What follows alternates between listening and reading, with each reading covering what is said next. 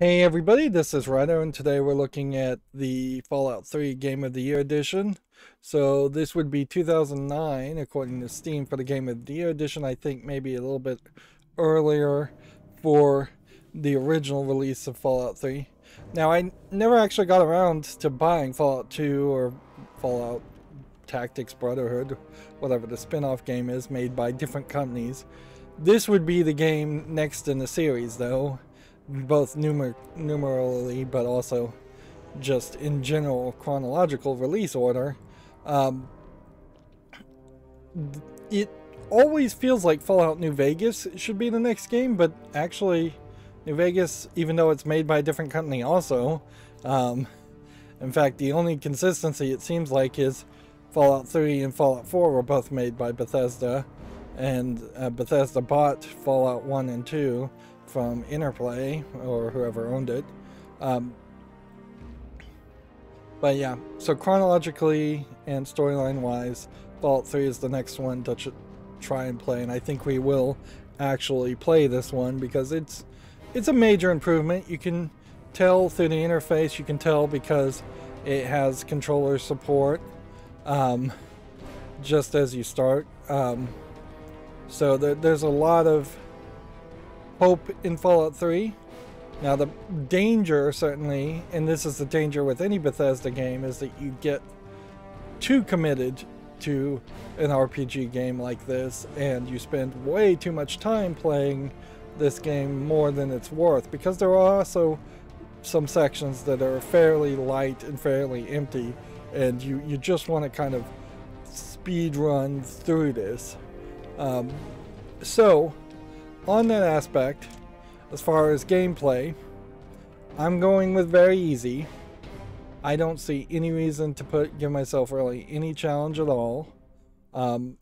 Any second in which I die and have to replay a section is at the direct trade-off of seeing another section of the game. And the story I always tell about when I originally played Fallout 3 was that I managed to accidentally play just the bottom lower right half of the map and never go to the top right half of the map, and that allowed me to finish the entire main story before the DLC was even out, and that killed all interest I had of playing Fallout 3 at that point. And so I haven't touched it in years since it pretty much was originally released.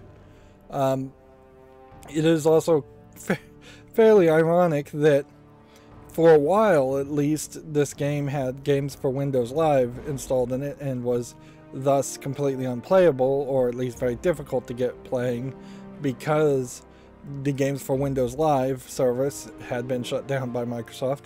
So it's gone full circle from Microsoft partnering with Bethesda to make this a Games for Windows Live product on PC, to Microsoft giving up on Games for Windows Live and then screwing over Bethesda, to Microsoft acquiring Bethesda.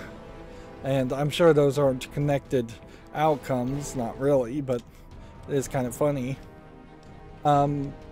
Everything I have as far as visual settings, there's a lot of them in the main PC launcher above this, are at the absolute maximum. I'm going to experiment here with general subtitles, but I suspect that might be something that is not really worth it. If we're just getting a audio description for the deaf or hard of hearing, that may just be too much. Music wise, you can see the audio is really unbalanced, with the master sound at the max and then music kind of low. It's all sounded pretty loud to start with here. Ideally, you would want these settings balanced out internally.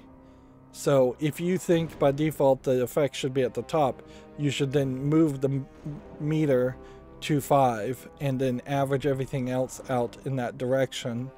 And you should even start with the master volume at 5 out of 10 or 50%. That way you have more of a range to improve things, because if I think the music's too loud now, I have a lot less range to play with compared to if I felt like the effects were too loud.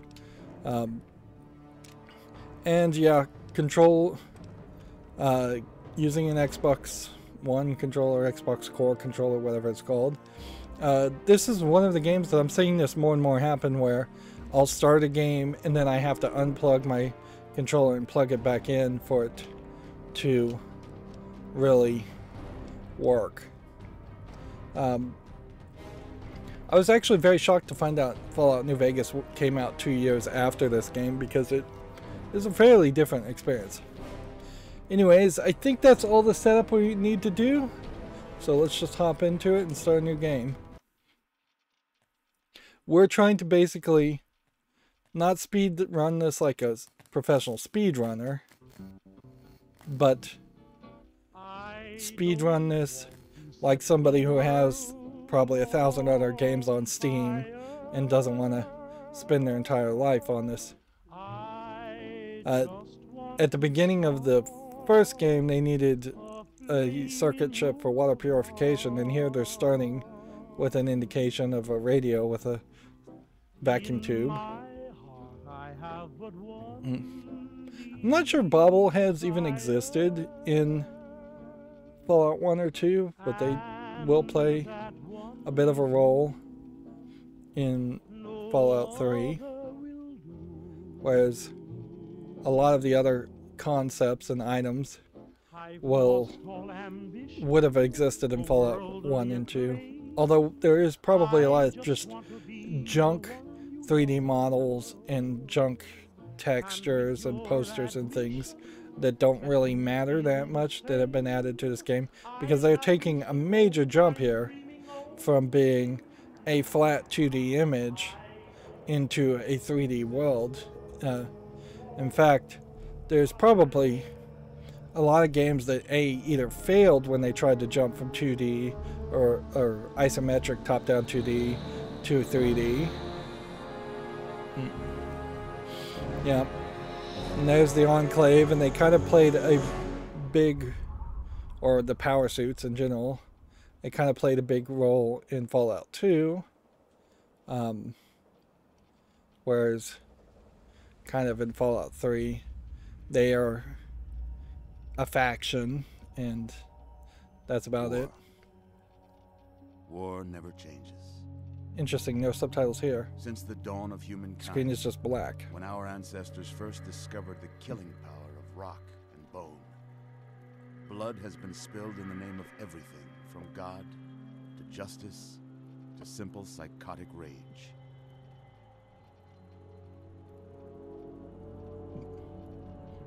In the year 2077, after millennia of armed conflict, the destructive nature of man could sustain itself no longer. The world was plunged into an abyss of nuclear fire and radiation.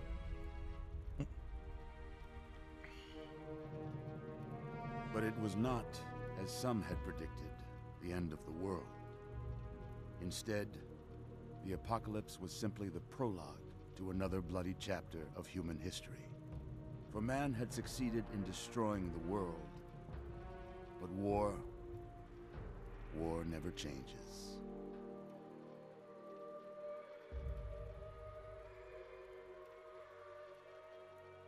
In the early days, thousands were spared the horrors of the Holocaust by taking refuge in enormous underground shelters known as vaults. I think this takes place probably 100 years When after they emerged, Fallout 1. They had only the hell of the wastes to greet them. All except those in Vault 101. For on that fateful day, when fire rained from the sky, the giant steel door of Vault 101 slid closed and never reopened. It was here you were born. It is here you will die. Because in Vault 101, no one ever enters, and no one ever leaves.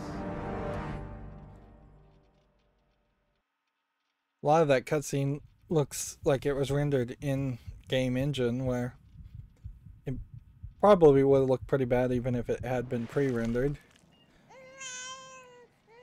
So they start with you being born. Now, there are some... I'm going to follow a guide and just kind of start off with some things. By default, I think you get more perks as a girl because there is kind of like a lady killer skill and a like charisma coercion skill, and you're just dealing with so many male characters, heterosexual male characters. You get to this natural advantage. At least that's what the guide says. It's kind of weird that they didn't balance that out better, but that is going to be kind of the truth for a lot of these stats. So yeah, normally I would play as a girl anyways. It's a girl? A girl. We've got a daughter, Catherine. A beautiful, healthy baby girl. So all the other James, we did it. all the other vaults would have opened up a long time ago, Oh, or at least most of them. daughter. And the vaults in Fallout 1 were like Fallout Vault 13 and 15. The fact that your 101 Look at you. kind of shows that your vault was made Daddy, sweetheart. a lot later. Daddy. You're going to need a name, aren't you? And Mother and I have been talking. What do you think about... the 101 also indicates that you are playing on the other side of the world. Or, no, you're on the other side of the United States. So everything is kind of separated by a vast desert in the middle. I think it is also worth pointing out, and they just really haven't mentioned this yet, that this is an alternate universe where radioactive nuclear energy was embraced. So all the cars, all the generators, all the engines, anything that they were using for a source of energy had a uranium, plutonium, radioactive element to them. So it wasn't just a case of, I think, the United States and China going to all-out nuclear war. It was a case that they went out to all-out nuclear war, and every place that got bombed then created trigger chain reactions that were blowing up cars with nuclear generators in them. It's just like the worst case of uncontrolled nuclear proliferation you could possibly have. Of course, also this is fairly science fiction-y, and they've written it specifically so that's the case. But even as we play, we will come across cars that will blow up and give radiation, and at a certain level you might even assume that the scale of the number of rads you're getting is not really equivalent to the amount of rads you would think of in modern time. It might be a lot higher, and humans that have survived may have a lot more resistance to radiation because it's just everywhere in this game, and it makes a good invisible wall to keep you from going too far, or barrier if you're not high enough level to reach an area. But it is also just part of the role-playing action of this game. Although this game really isn't so much a Dungeons and Dragons role-playing game anymore, and it is much more of an action game, and we will talk about that more when we get to the stats. That's a good name, don't you think? Fits you perfectly. Obviously they can't voice act the lines of Let's see what you'll look like when you're all grown up.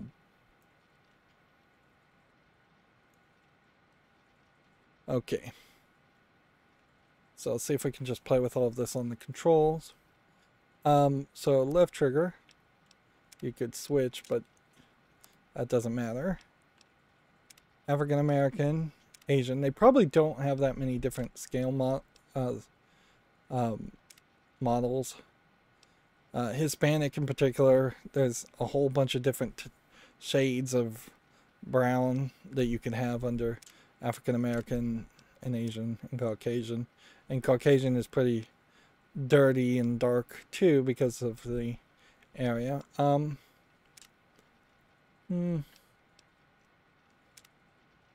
Well, you're gonna see the back of the head of the character the whole time.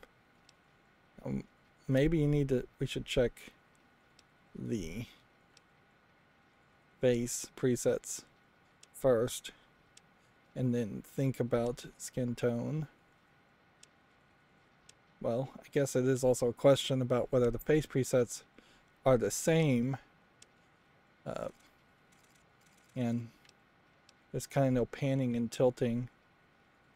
There's only zooming in and zooming out. Alright, so is it the same face presets for each character? No, it is not. And yeah, we're gonna see basically the back of the head of each character. So the hair is probably the more important factor to go with. And there is something weird here, I have to say, in the fact that the white person is the only person that has the opportunity to have different colored hair. That seems wrong. Some of these are really ridiculous haircuts. I wouldn't be surprised also, though, if you kind of can change all of this later on. And in a Fallout Wasteland, it would be kind of weird to have just immaculately maintained hair. A lot of these haircuts do look very similar.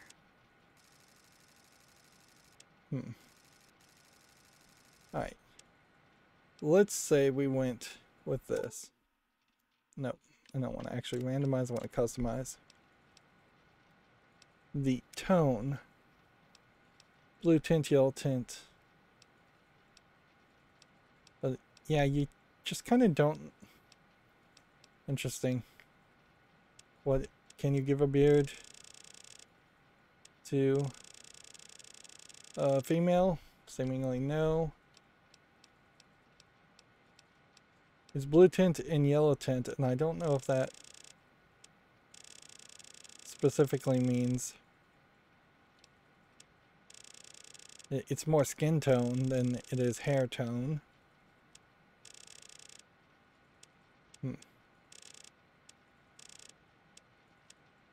Alright. So effectively what I'm going to do here is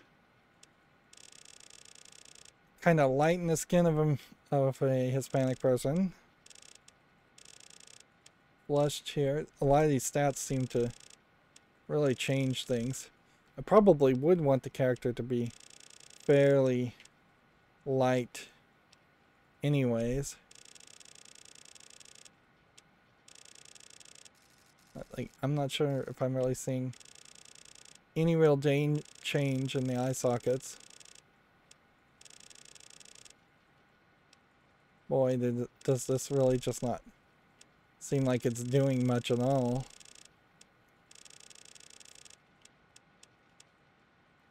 Yeah, I don't really have the best things, best eyes for noticing differences.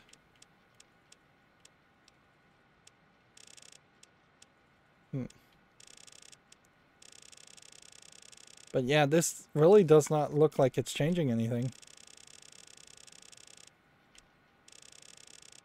at all. Like, how can it? Maybe it's just broken.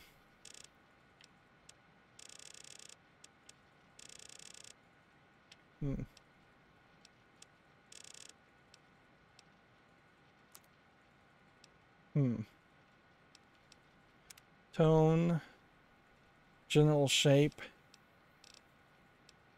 I don't think we'll change any of that. Eye color, green.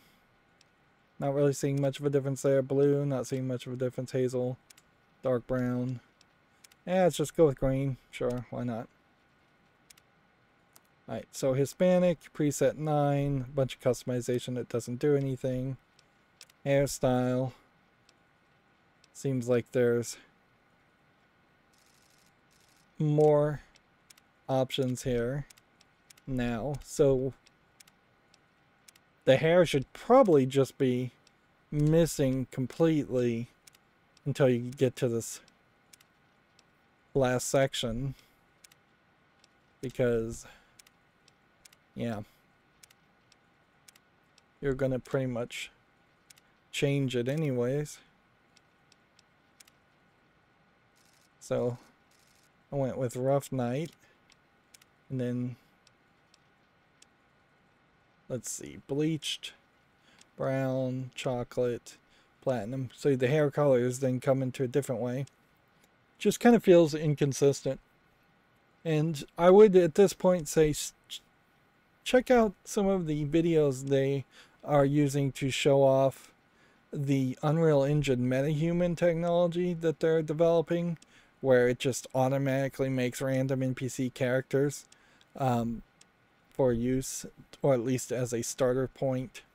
I think we might go with just steel, maybe champagne.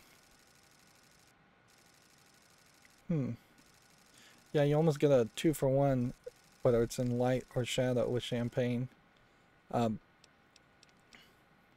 Because what we can kind of see here is when they're generating other characters, particularly random characters, maybe the important characters will have presets that are locked in. Random characters are going to be moving through those 10 presets of colors, this 20 or so presets of hairstyles, not the 40 or so different presets of faces, which I guess that's all that preset was supposed to be focused around. Oh man, I just undid everything there. Well, which it does definitely make me wonder, like, just randomize some characters. There we go. It does just kind of feel like there's too much. So it would randomize between the 2 sexes available, randomize between the 4 races, of which the race doesn't seem like it changes too much other than maybe a starting point on skin tone, randomize between the 10 presets of faces, and then randomize between the 20 hairstyles and the different hair colors.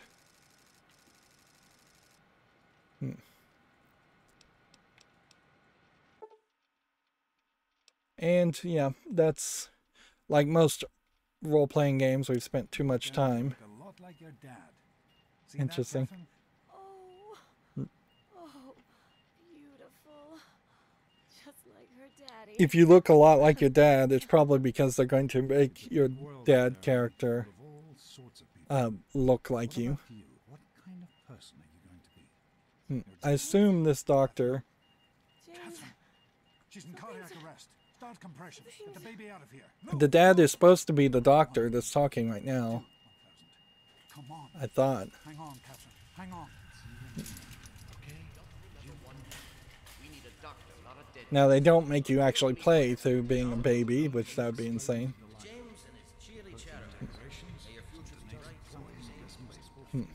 Just like home. Come on over here. If anything, Walk to Daddy. I would say this is a set-in preset character. Pick the door. A little further. So you have a little bit of a tutorial here. Over here. Wow, you're gonna have a quote of Revelations. You can do it. I'm kind of goofing around. Over here. Apparently I can't activate the special button yet, but we're going to in a second. As we're climbing. Over here. To grab a toy from the box, press the right stick button. You can make it. It's not Back to working. Daddy. We're still in tutorial mode. You can do it.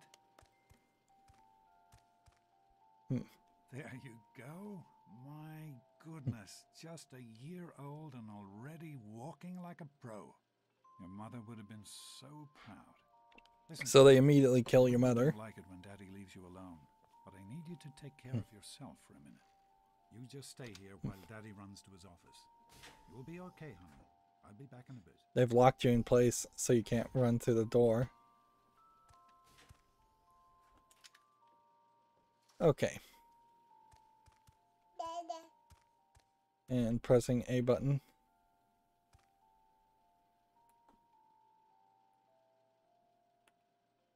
Right, so right stick, you can pick up something, but seemingly it has to be fairly light since you're a baby. There's a Nuka-Cola car.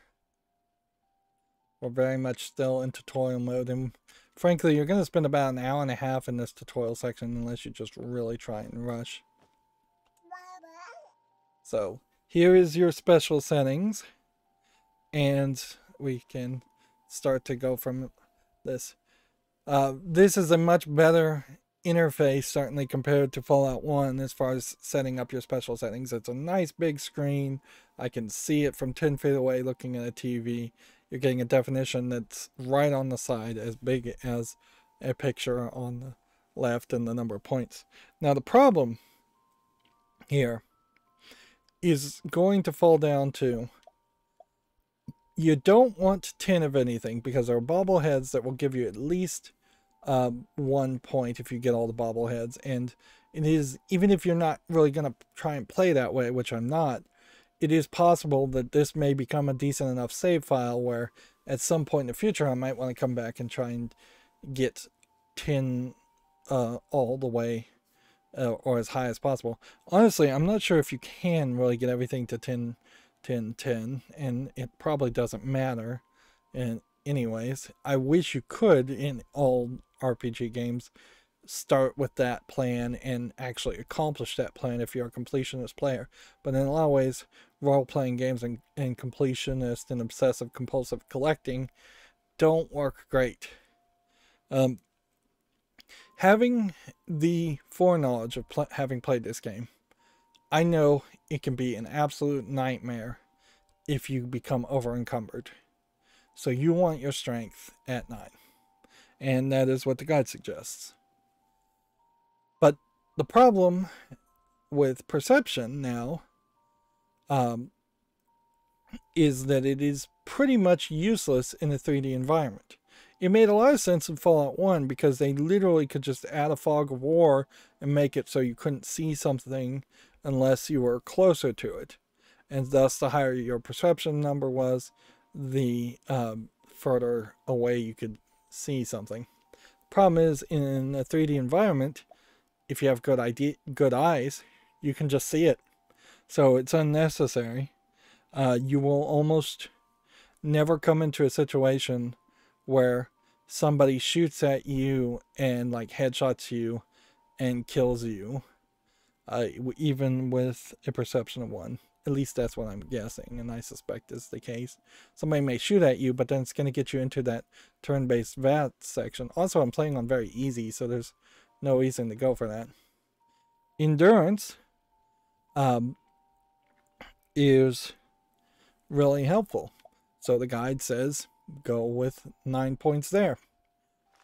Charisma, on the other hand, and I can kind of confirm this from my previous experience, kind of useless, because while it may get you a few bottle caps or a dialogue choice, there is really no overlap between the grindy part of this game where you are shooting at randomly generated enemies and when you are talking to people. There really needed to be a system that just doesn't exist here, where you would randomly encounter somebody and then you'd be able to talk them down before they even shot at you, or you would be able to talk them down while they were shooting at you for charisma to really matter. So, yeah.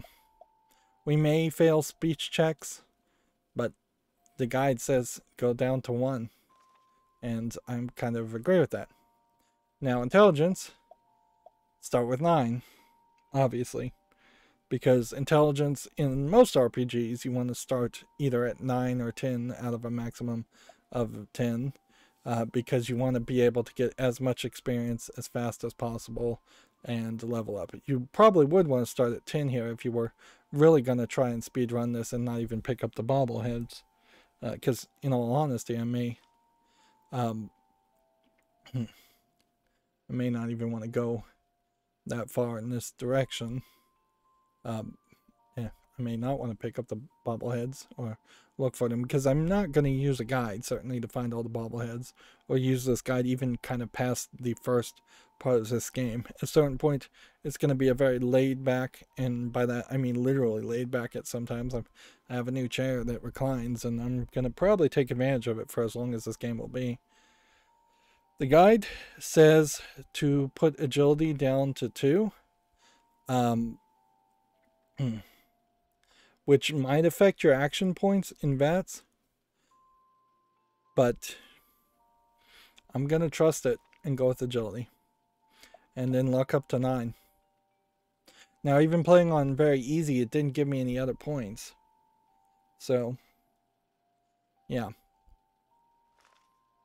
The guide I'm looking at suggests this. And, yeah. It's not a terrible build. It's going to stop you from potentially having weapons you can't use because your strength is too low. It's going to stop you from dying from radiation or general annoyances. It's going to help you level up quite a bit. And it's going to give you a lot of criticals. So, stick with that. And it would be like 30 minutes.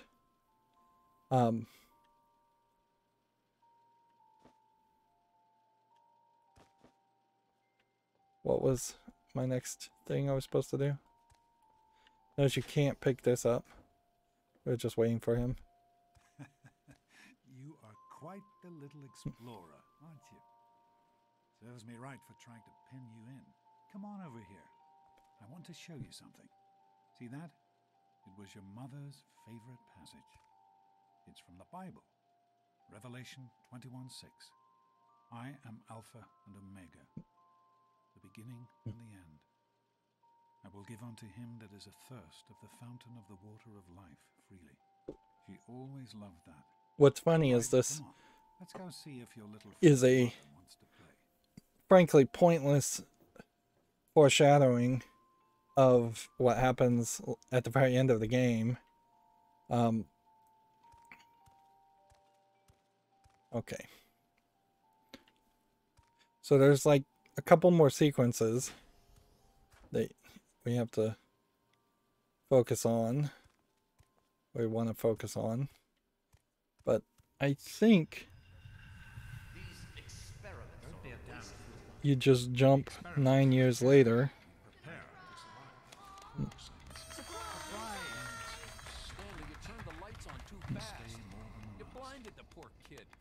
Happy birthday! Can you believe it? She is growing up so fast. Happy birthday, honey. I can't believe you're already 10. Yeah, I'm fairly certain all of these skins are preset skins. Congratulations, young lady. I don't have to tell you how special this day is, do I? It is actually kind of a shockingly diverse group of people when you consider how undiverse it would be in reality if you picked a bunch of 1950s people. They're giving you a Pip-Boy 3000 compared to the Pip-Boy 2000. You're only 10 once, so have fun. Oh man, you got a Pip-Boy. I wish I was 10. I'm just standing in the place and the guys are walking into me and knocking me over already. And you're going to see a lot of that. I'm trying to specifically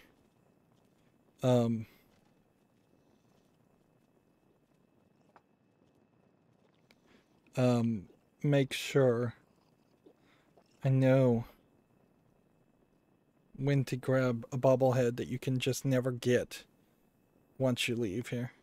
Interesting, you do, now that you have the Pip-Boy, you do now have like a radar that's telling you of encounters all around you. So using the Pip-Boy interface, you're seeing your limb damage here, your amount of radiation, and any status effects. And that's your status. You also can see your special here, which will not change by much. And then we have a whole bunch of skills that we haven't quite touched upon yet, but we will in a lot of ways affect these later. We have no perks, and we have one quest complete, and you can see there's a whole bunch of stats. We have 280 health points already, 69 action points, 0 of 200 XPs. Weapons, we have nothing. We have the child's vault suit, no aid weapons, miscellaneous weapons, or ammo weapons. Notice that there's a Y button for repair, and we have a radio where we could potentially listen to the PA system. We have a local map, which isn't going to really show us too much. You don't really do much in Vault 101. We have an overworld map, which I can tell you that this is pretty much the entirety of the game. Right here is just square, but it's scaled in a different way than you would expect. Notes. And then radio. Okay. So, we can open the door. Happy birthday! We really surprised you, didn't we? Your dad was afraid you were onto us. But I told him not to worry. You're so easy to fool. So, what we're going to have here is more voice acting and dialogue compared to Fallout 1. And that's a big part of the line that needed to be crossed to get a more passive player like me to want to play Fallout compared to Fallout 1. Yes, maybe our lines of dialogue won't be voiced, and maybe we will even get to points where we have entire conversations where neither character's lines of dialogue are voiced, but a lot of it is. Let's see. Now, is there benefit in a successful lie? I don't think so, because there's a karma system. Maybe it would give you some XP if you lied, but you really don't need it. You're welcome. But really, your dad did most of it. I just help with the decorations and stuff. Hey, I bet you can't guess what I got you for your birthday. Go on, guess.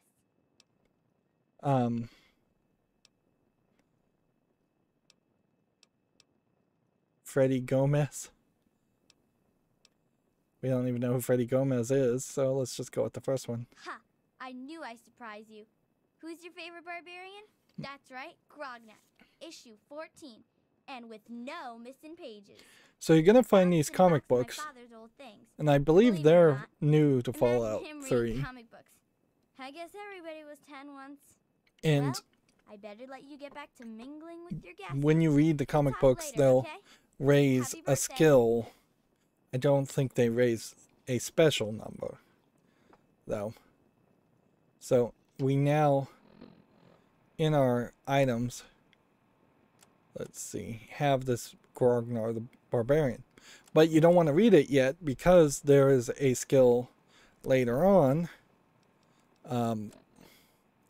that you'll unlock that will give you more of a response to that. Let's see, what is the skill called? I'm still looking at Comprehension perk unlocks at level 4. It will allow you to gain an extra point when reading skill books. Alright. So here you have the Overseer. Here you have Officer Gomez. That's kind of a police officer, although not sure why. It is certainly nice with higher resolution video cards to be able to read a lot of this where almost everything would have been really blurry. But you can also tell some of this is just intentionally really blurry. Enjoying yourself? Here we have a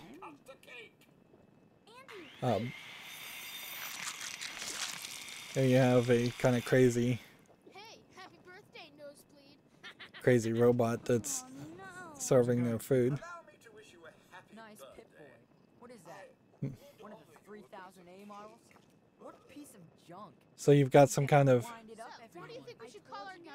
It's gotta be total you've got this Amada character you like, Who wants to go and around all then day being called a Enjoy my you've got 3 boys that are kind of use a reminder that life is not pains in the butt, but that would be probably the situation, is that you're going to be stuck with people you don't really like. You should try it sometime, Daddy. Who's the head of the gang? You or me? And we're still getting some dialogue responses in the top left like Fallout 1, but it's not going to be a full text adventure. Never suspected a thing. Now go on Okay. and enjoy yourself. We can't Thanks pick for up the coming, cake. Shannon. I know you were busy with the We wire can pick here. up a hat though, and since we have that, we might as well equip it, and that increased our dress number by 2.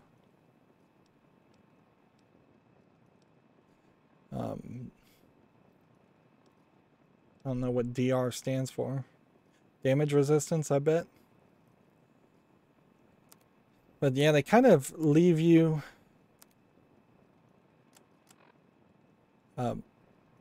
Everything's fine, I hope. with not much of an indication here. You're just supposed to talk to everybody, I guess. Happy birthday, Somebody's Missy. gotta have a better idea Are than you those. having a nice time? Alright, If you're so smart, let's just talk to everybody. I hope you appreciate the effort Amada put into this party. She really seems to like you, for some reason. He doesn't like you. He's probably the father. I do not allow the fact that Amada is my daughter to compromise my position as overseer. I gave her all the appropriate paternal encouragement, of course, but I could not contribute extra vault resources. That is simply what my position requires. No more, no less. I know Amada understands that perfectly well. During the party, Mrs. Palmer. I helped with the So it might very well get to a point where you Oh, really? They're lovely. you would You did deal with such a Amada sweet later. job. Doesn't mean I have to talk Jonas? Enjoying You yourself? don't have a Hello, Thanks. Officer. zoom in ability though. Glad to be here. Hey, that was Jonas on the intercom. He and I have been cooking up a little surprise present. Jonas is waiting for you downstairs on the reactor level. Go ahead. I don't think anyone will mind if you slip out for a few minutes. I think it's important to keep in Enjoying touch with the young yourself? people, you know, as part of my job. Plus, well, So yeah, I don't think we really have to talk to anybody Sure, else. Gomez. Well, That's a it's been good nice one. Uh, chatting with you. Best yet. Thanks don't you again for think, coming. Wally? Oh, never mind. I can't believe my mom made me come to this stupid party. Hmm. You guys are Happy birthday, dearie. My goodness, I hope I didn't miss the party. Hmm. Hmm. Let's They try being sure nice, did. I suppose, and My, not just ask my. for presents. 10 years old already? Why, I can remember helping your dad change There's your definitely some diapers. darkness And I'm now look at seeing you, here. a Like, great big she just grown-up looks like she's 10-year-old totally in with shadow. Your very own Pip boy. Hmm. Since this was such a I may have to special turn the occasion, brightness up. do you know what I did?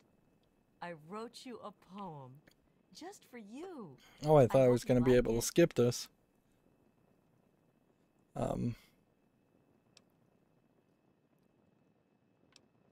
Of course.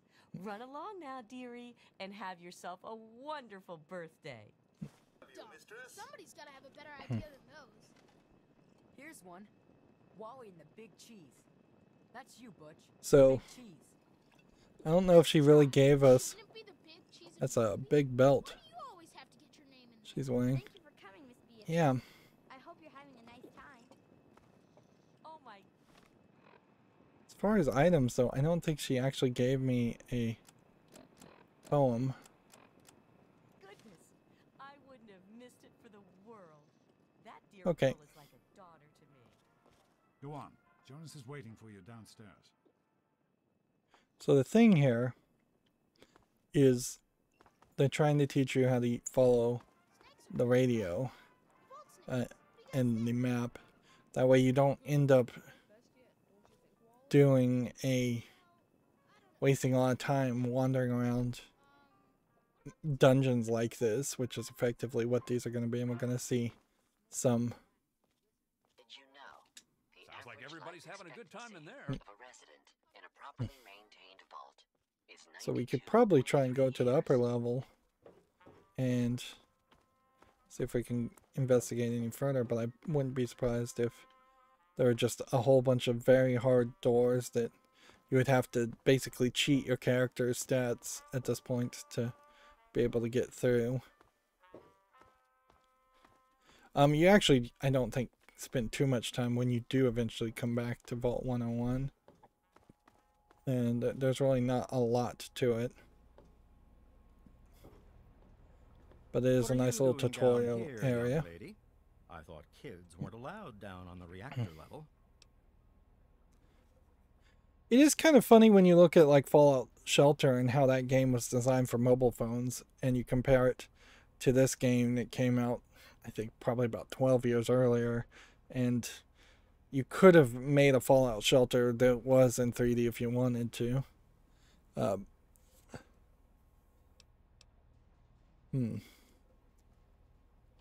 Hey, relax. I was just teasing.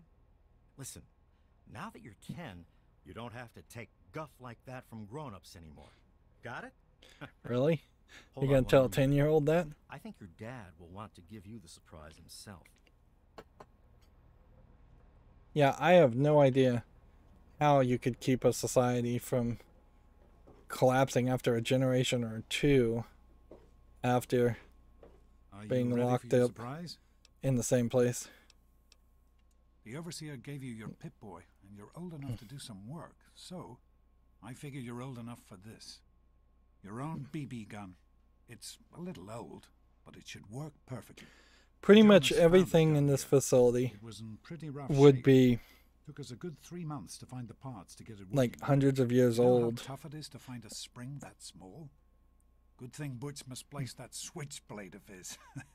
So, what do you think? Want to give it a try?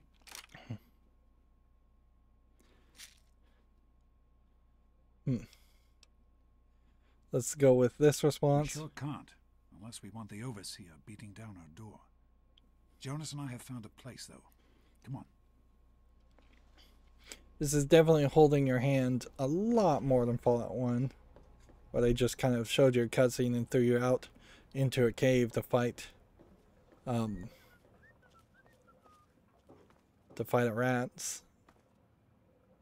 Well, what do you think? You can come down here and shoot anytime you want.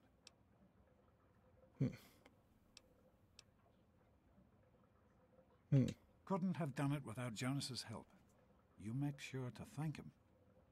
If anything, one thing you should take away from this first section, this first tutorial, is you are not really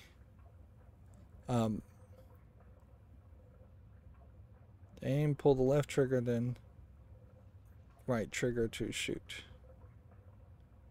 Is that a rat, or is that just a piece of light? So first left trigger pulls it out.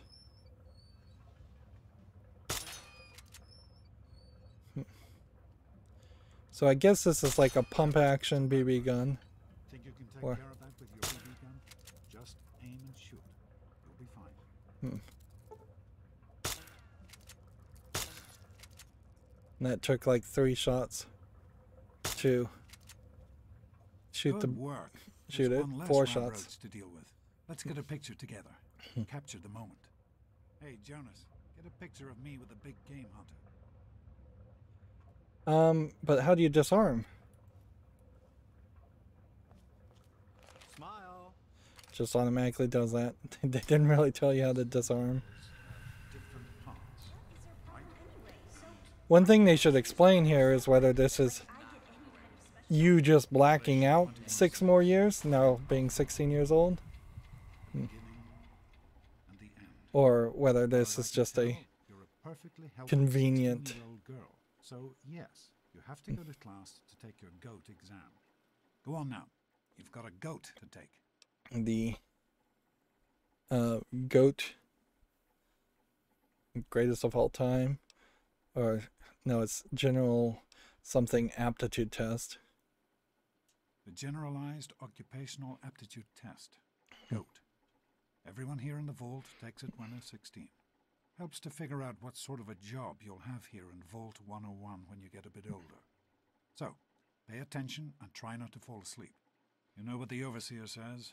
We're born in the vault, we die in the vault. Each is tested to determine their abilities, that they may work for the betterment of all vault residents. It's kind of communist. Sound familiar? Hey, it's not my call. Those are the rules. You're 16 now, so this year you take the goat. Come on, it's not so bad. Everyone has to take it. You'll do just fine.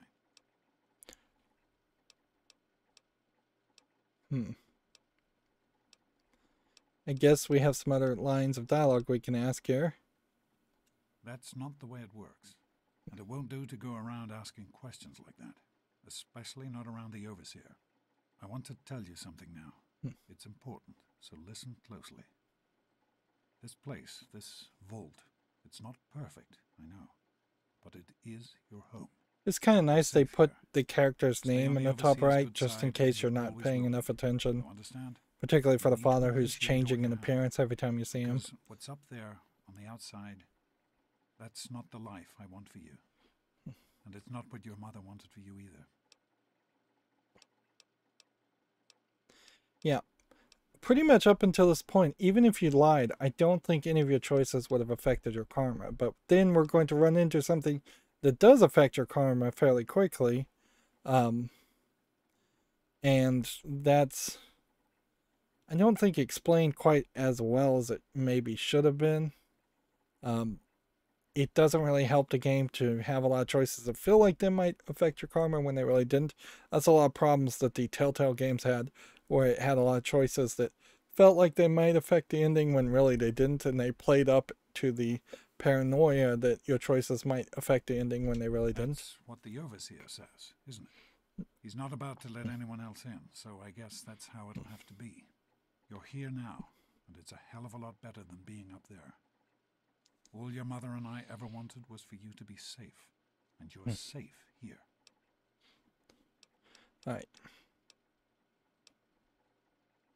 And I suppose, your mother, at a certain point, she was beautiful. I shouldn't just try to exhaust every dialogue option.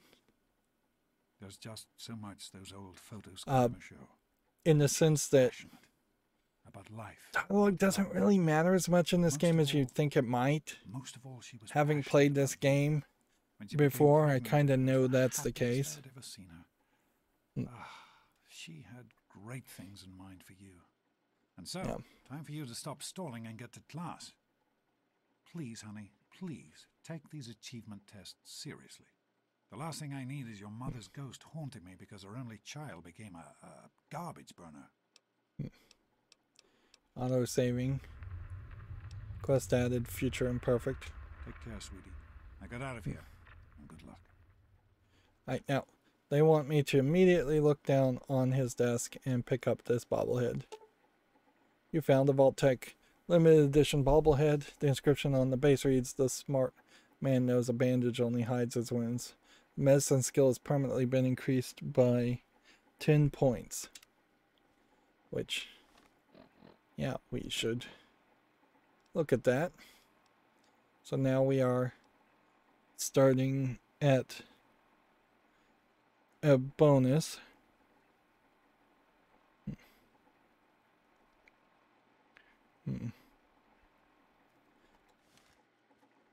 Okay.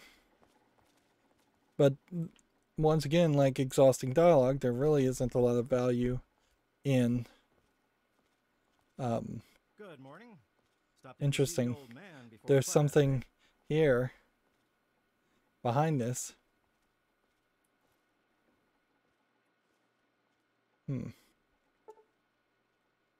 lockpick skill of 50 hidden behind there. So we will be coming back. Yeah, but looking around and trying to interact with things is just not really worth it either. I probably at this point don't have the gun equipped, the BB gun, anymore. We could probably check our items and see. Yeah, we don't have any weapons, so we are unarmed. I can't right click this sign off the wall and tear it down or anything like that.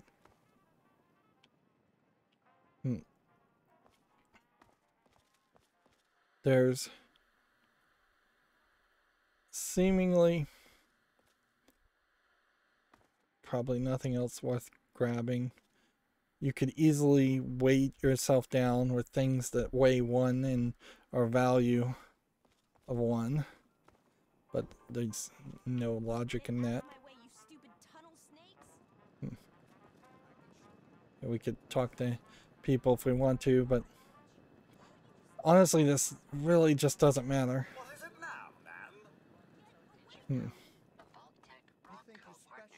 Hey, sport. It's been a while since you stopped in here to see us. It's the big goat day today, right? Yep.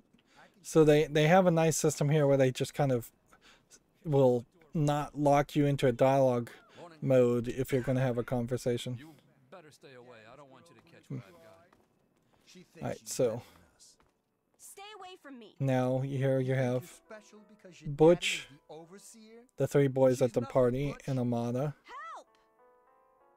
And Daddy's girl let's Yeah? What do you want? let's see.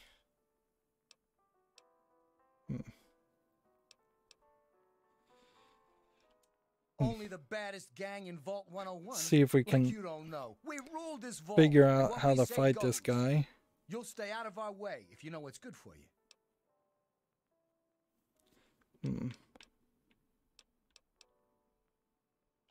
None of your business, kid. Get out of here before you get hurt. Maybe If you mess with the tunnel snakes, you're asking for it.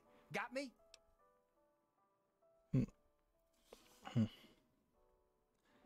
let's see. We could try a speech thing, but that's not what the walkthrough says to do. It says to just pay him a visit and swing your fist at him a few times until he backs off and wanders into class.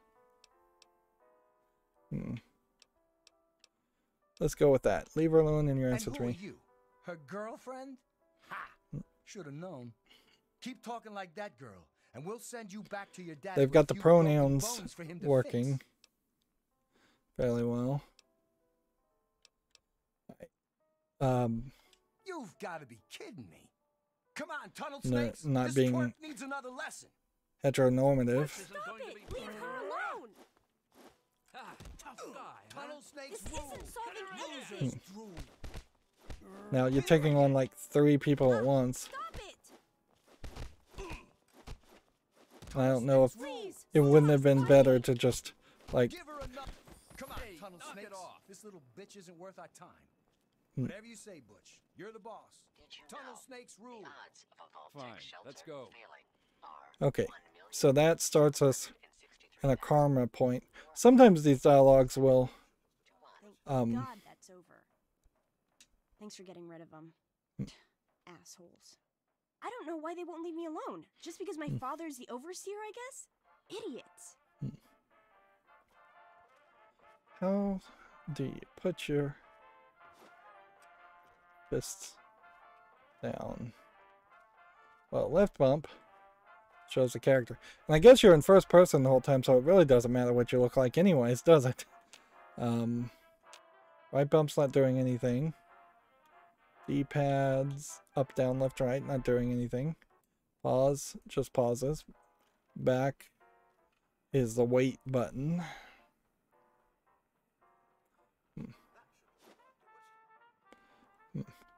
Maybe you have like an uppercut if you hold down the right trigger.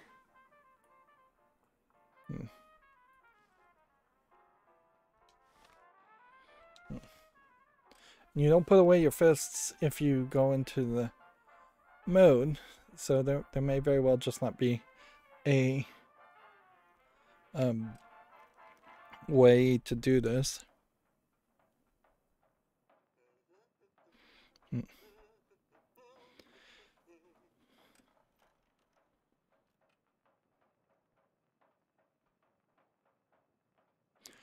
Yeah, the walkthrough I'm following says karma's not that important, but you're going to lose some karma at the beginning here, so you might not be able to pick up some companions. And like Skyrim, you probably do want a companion. Alright, so now we're looking for the classroom, which is here. Well, you made it. All set for the goat? Trust me, it really isn't that bad. Just something everybody has to go through. There is a way to skip this where if we just chose, come on, I don't really need to take the stupid test, do I? And then, cool, let me see the results and fill it out myself. But it's been a while since we've done this. And what you pick, what it gives you as a default settings is not set in stone, so you can just change your settings after taking the test anyways. So, sure, I'm ready. I'm sure you will, especially since it's multiple choice with no wrong answers. We'll start as soon as everyone's found a seat. Good luck. And there's wrong answers in multiple choice. If you put multiple answers, that's wrong. If you don't mark anything, I think that's wrong. Alright, so... yeah, and that's probably all the children in the facility here. About 8 people. No talking, and keep your eyes or at least to that yourself. of that age group. Yes, I'm talking Honestly to you, think Mr. Deloria. you probably would need Unless anyone else has an insightful comment, over 1,000 people to keep your genetic gene pool a frenzied vault scientist diverse enough if you were going to try and have a vault, unless you have some kind of in your photonic resonation like chamber. frozen sperm or something that you can use. I wasn't paying attention. You're approached by a frenzied vault scientist who yells, "I'm going to put my quantum harmonizer in your photonic resonation chamber." What's your response? "But doctor, wouldn't that cause a parabolic destabilization of my fission singularity?" "Yeah, up yours too, buddy." Say nothing, then grab a nearby pipe and hit the scientist in the head to knock him out. For all you know, he was planning on blowing up the vault. Say nothing but slip away before the scientist can continue his rant. Yeah, let's go with that one. Question 2. While working as an intern in the clinic, a patient with a strange infection in his foot stumbles through the door. The infection is spreading at an alarming rate, but the doctor stepped out for a while. What do you do? Let's see. Amputate the foot before the infection spreads. Scream for help. Medicate the infected area as best as possible. Restrain the patient and merely observe as the infection spreads. Well, let's go with scream for help. Question 3. You discover a young boy lost in the lower levels of the vault. He's hungry and frightened, but also appears to be in possession of stolen property. What do you do? Give the boy a hug and tell him everything will be okay. Confiscate the stolen property by force and leave the boy there as punishment. Pick the boy's pockets to take the stolen property for yourself and leave him to his fate. Leave the boy to safety and turn him over, and then turn him over to the overseer. Let's go with this first one. Question 4. Congratulations. You've made one of the Vault 101 baseball teams. Which position do you prefer? Yeah, they really don't show a place here where you would be able to play baseball in Vault 101. Pitcher, catcher, designated hitter, none. Wish you had the soccer team. Let's go with that one. Question 5. I don't think some of these questions actually do anything. I wouldn't be surprised if it's just random results. Pistol in order you to kill another vault resident. What do you do? Let's see.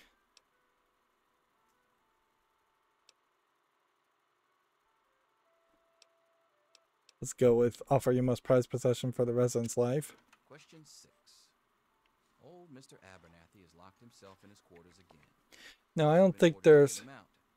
How do you proceed? I don't think there's a way here where you're going to end up being made the Vault Overseer or anything like that. It doesn't really matter because you're going to quickly be out of living in Vault 101. Although I could certainly understand people being afraid that they may actually end up having to spend 3 or 4 hours of the game in this, because this is long, certainly. Use a bobby pin to pick the door, trade the vault hoodlum for a cherry bomb and blow open the door, go to the armory, retrieve a laser pistol, walk away and let the old cooch rot. Question 7. Oh no, you've been exposed to radiation. A mutated hand has grown out of your stomach. What's the best course of treatment? A bullet to the brain, large dose of anti-mutagen. Rare, maybe God will spare you in exchange for your pious devotion. Removal of the mutated tissue with a precision laser. Some of these definitely are leaning towards laser guns, which I wouldn't be surprised if some people didn't realize that laser weapons play kind of a big role in Fallout games, particularly if you hadn't played the previous Fallout games, which I think a lot of people hadn't when they played Fallout 3. Question 8. A fellow Vault 101 resident is in possession of a Grognak the Barbarian comic book, issue number 1. You want it. What's the best way to obtain it? Let's see. Slip some knockout drops into the resident's Nuka-Cola. Take the comic book when he's unconscious. Trade the comic book for one of your own valuable possessions. Steal the comic book at gunpoint. Sneak into the quarters and steal it from under the desk. Question 9. You decided it would be fun to play a prank on your father. You enter his private restroom when no one is looking and... Loosen the bolts on some pipes when the sink is turned on. The restroom will flood. Put a firecracker in the toilet. They're sure to cause some trouble. Break into the locked medicine cabinet and replace his high blood pressure medicine with sugar pills. Manipulate the power wattage of his razor so he'll get an electric shock next time he shaves. Question 10. Who is indisputably the most important person in Vault 101? He who shelters us from the harshness of the atomic waste. Interesting how the camera zooms out like this.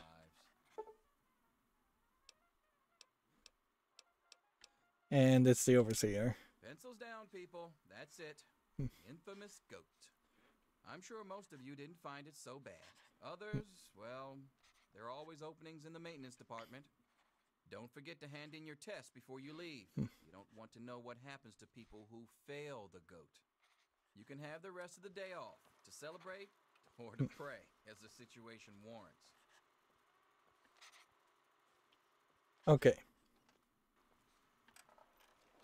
So yeah, I don't know why the camera was so messed up that way. It's not like I was in third-person mode or anything.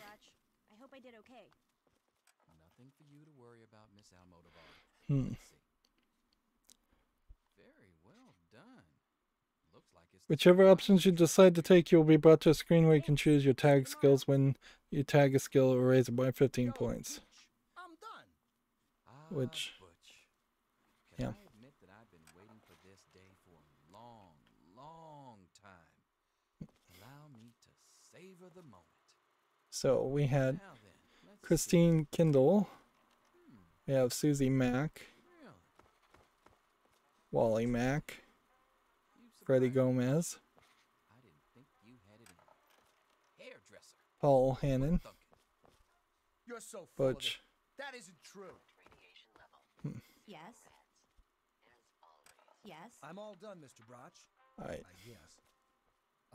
Wait a second. Can I have it back? I think I need to change one of my answers. Just So you calm kind of have to down, just Paul. I'm sure you stand in line and wait for the cutscene to play out. Let's see. This might be kind of the limitation. Yep, just as I thought. You're slated for the engineering track. Congratulations, Mr. Hannon. You've passed the goat. Oh, gee. That's not so bad.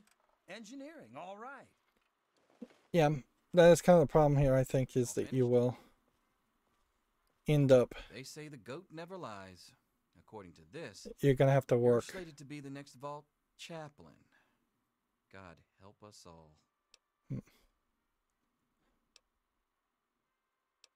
Hmm.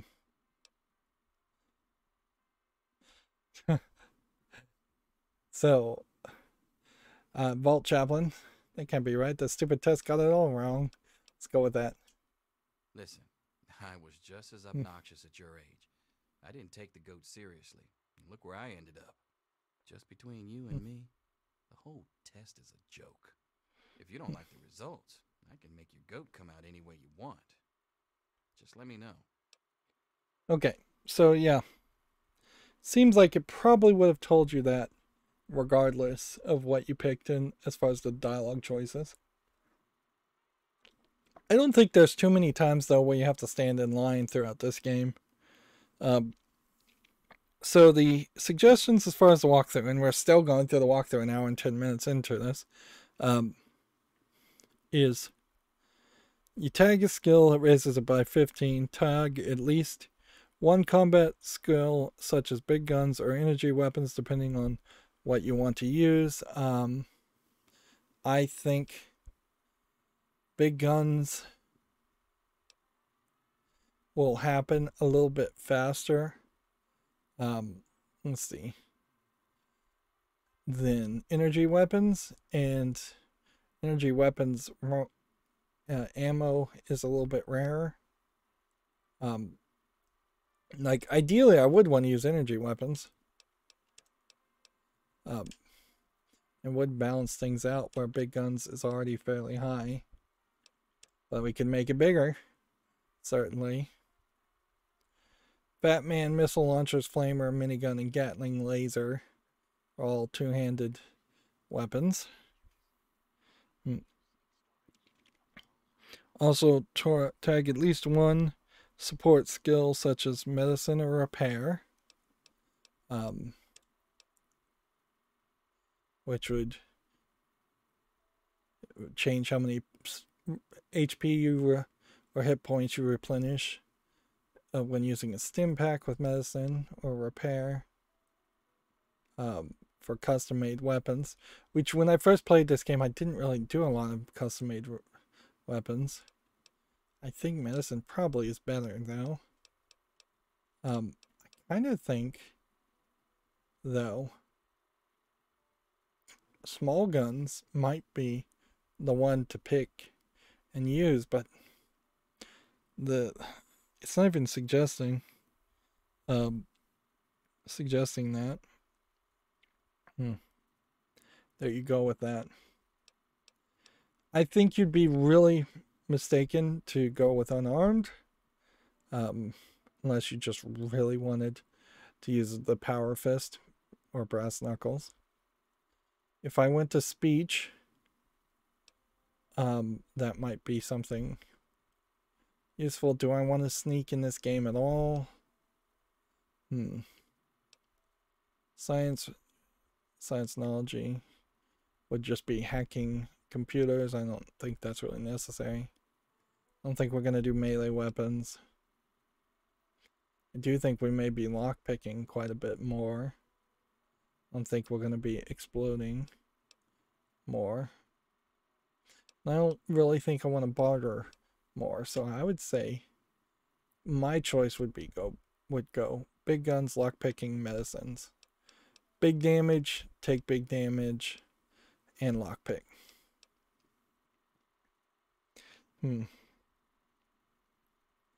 That being said,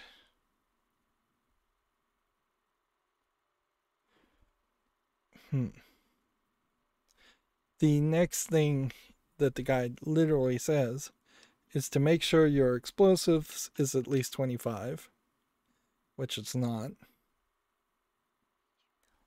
You can't double tag things, so that doesn't work. What went wrong there? And your repair is at least 30, which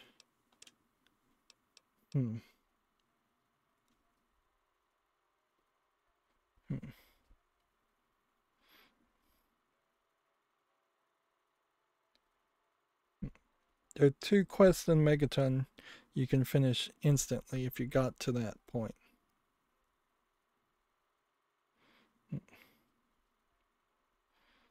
If you don't tag these skills and get them up now, you'll need to do so when you level up.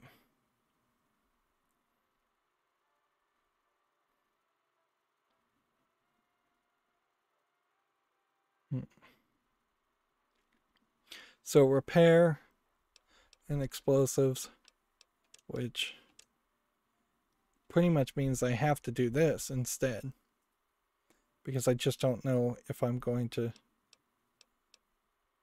be able to fix that. And then that also potentially leaves you in a situation where you don't have to commit to any specific gun. I definitely could see a scenario here where if they got rid of energy weapons, big guns, and small guns, and made the game a little bit more like Borderlands, where there are a lot of different styles of weapons, but they are heavily encouraged to switch between the weapons, that probably would be better. There's a big difference logically between having a barter skill and a active damage dealing skill. And yeah, you get rid of those 3 settings and just focus on the other settings. That'd be a bit better. You'd also get rid of unarmed at that level too. I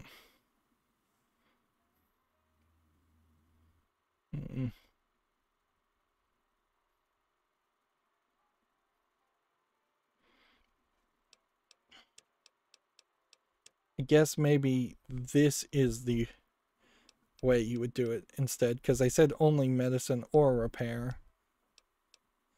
So putting points into explosives to get to 25, and then we'll start putting other points into other things later. This is a long paragraph, certainly.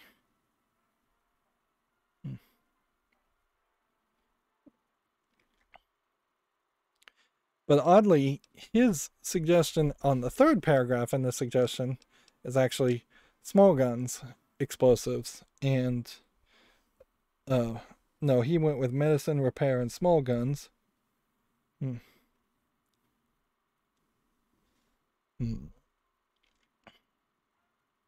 So this guide's not really explaining a lot.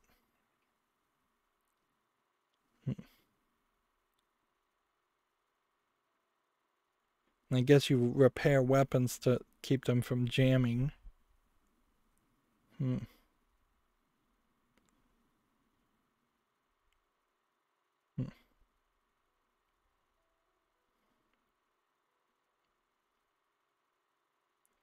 Okay.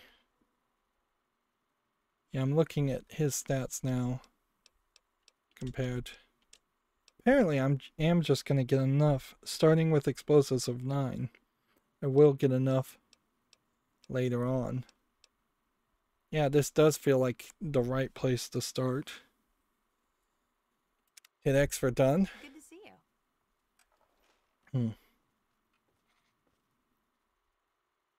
Mother can't wait to find out if I'll be going into science. Bye. Now we are on Chapter 5, and by the way, this walkthrough is a guide on Steam's own forum. You did fine. Let's see. Celebrate with your friends. Yes. It's telling me to kill all rad roaches that we run into with fists to save ammo in bat condition. Only use a pistol when an enemy has one. Take all when looting bodies, desks, lockers. You did fine. You should celebrate with your friends. Trying to see if there's anything here. Good to see you.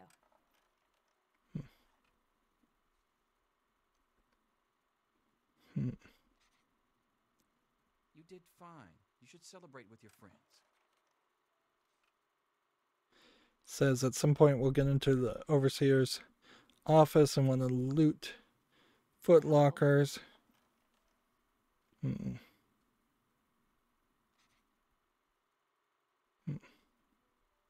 did fine. You should celebrate with your friends.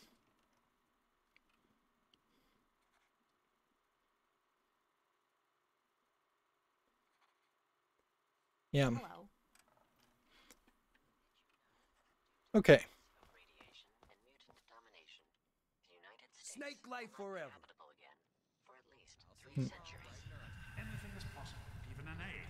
So now you should be about 19 years old.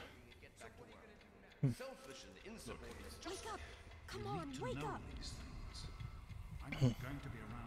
This section in Springvale, got to wake once up. you get out of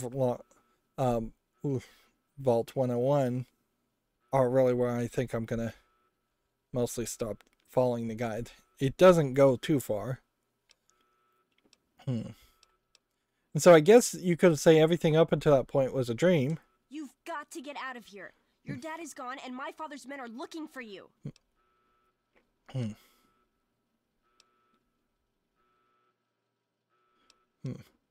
He's left the vault. I don't know how, but he's gone. And my father, he's kind of gone crazy.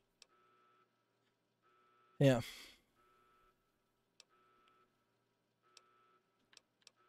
It's Jonas! They killed him! My father's men. They took him and... Oh my god, you have to leave now! Yeah, don't worry about me. I'm just sorry you had to find out like this. I know Jonas was your friend. But we've got to go now. My father's men will be here any minute.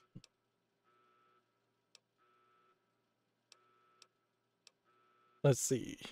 And this is another case where there's just a lot of dialogue here, where these probably should have been cutscenes. That's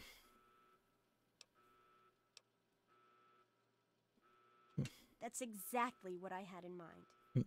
Listen, there's a secret tunnel that leads directly from my father's office to the exit. You'll have to hack the computer in his office to open it. Use these to get into his office. That's how I always get in.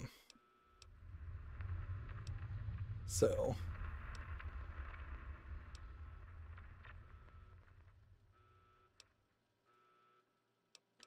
Oh, one more thing. I stole my father's pistol. I hope you won't need it, but you'd better take it just in case.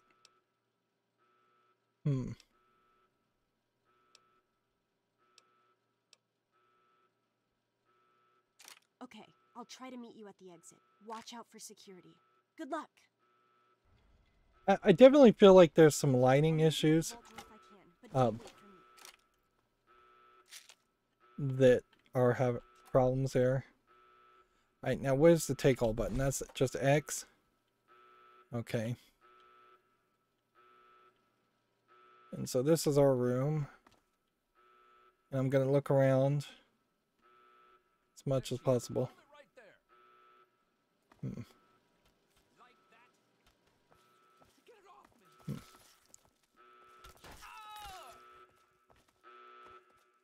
Gotcha now. So, how much HP do we have? Can we knock out this guy?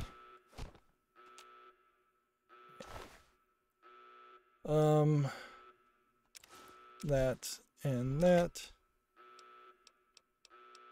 We can take all of that, but does that mean we should equip this? Damage resistance higher. Damage resistance higher. And now we are in the protective suit. And we'll take all this rad roach meat.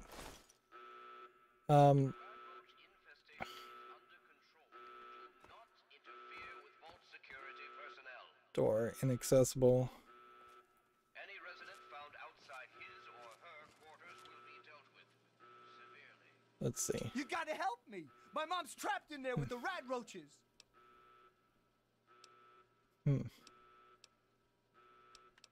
Okay. No, I can't go back in there. It's dark, and there's rad roaches. Oh my god! Thank you! I didn't know what to do! You are the best! So, we have a little bit of a side quest here.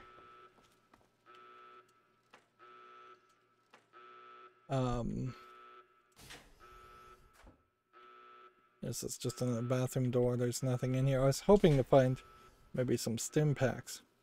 or something in there. Butchie, help me! Stop it! Oh, they're over here. Oh, that hurts! What's happening?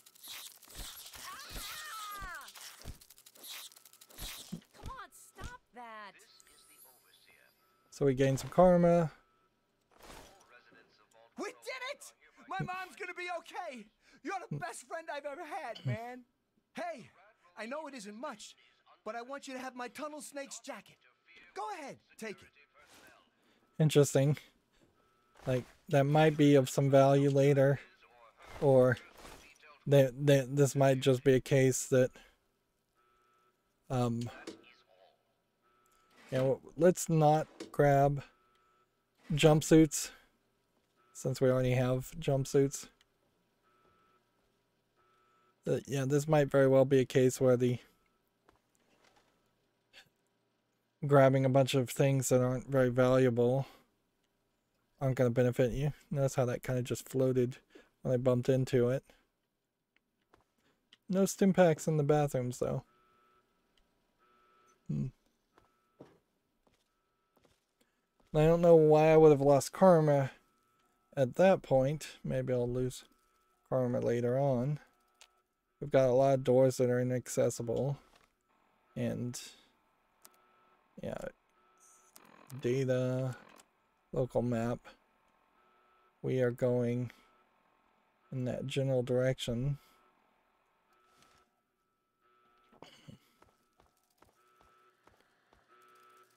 We might be able to get a slight hidden thing. It definitely feels like the rad roaches probably came in because the door opened, and so there is like a real danger around the idea of your father escaping, is that he's just put everyone else at risk. But clearly he needed that. In a funny way, in Fallout 4, you're also chasing after your dad. Let's see, these are now just inaccessible and blocked off. Yeah, I kind of feel like the dialogue choices should have just been cutscenes to speed this up.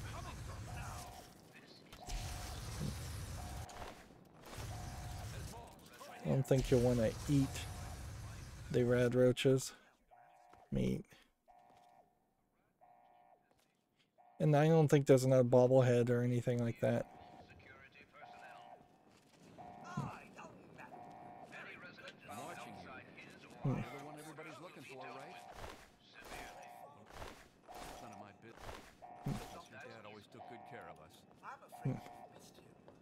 So he let us go.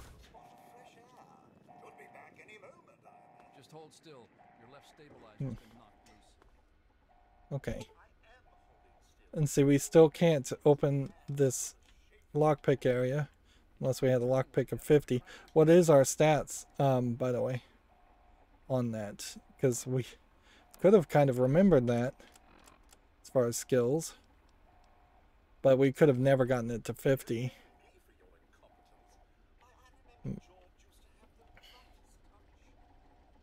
Empty locker. I think I found the problem. Empty locker. Empty locker. Don't be such an old woman. Just a few more adjustments and you'll be as good as new. I don't believe you. I expect we'll be here for hours. Empty, empty, empty. It's nice that they tell you things are empty instead of having to potentially search things over and over again. Guess this is where we're going. We just autosave. Don't you see? We're getting out of here just like the doctor. I'm not gonna let anyone stop us. It's me. Tom, be careful. Tom, You can see how they're just shooting on sight anyone trying to escape. They're definitely not playing around. And there is definitely the Overseer's way or death. But yeah, it's pretty much how I would expect things to end up going. Scrap metal may be valuable, but right now it's probably not super valuable. But we'll take it anyways, and we may just have to get rid of it things later. Here we have a plunger. We'll take a sensor module. Technically, I guess we're not stealing in any kind of bad karma way. In a lot of ways, I would say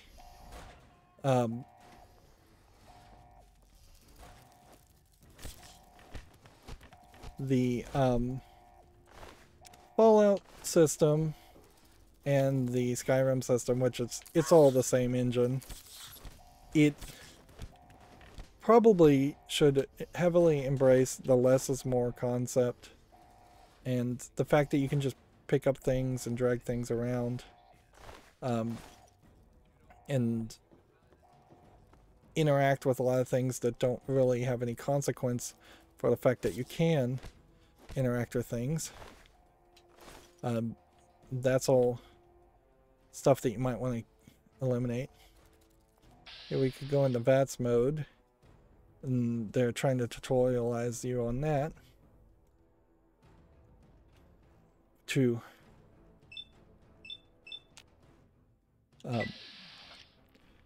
slow down the process and turn it into more of a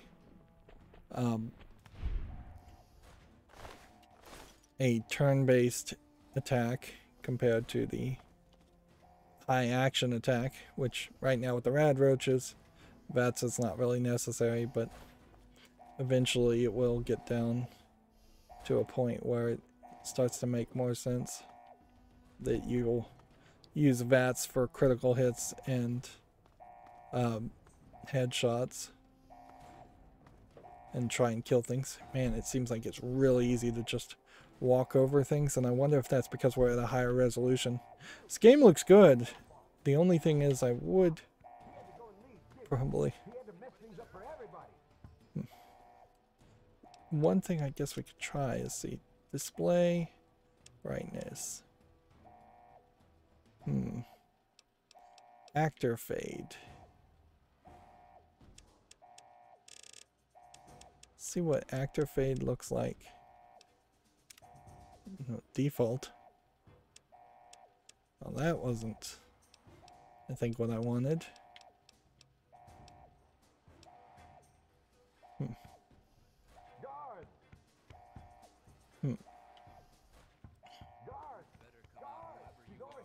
Okay.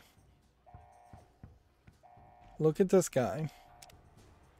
Display. Everything is now a default.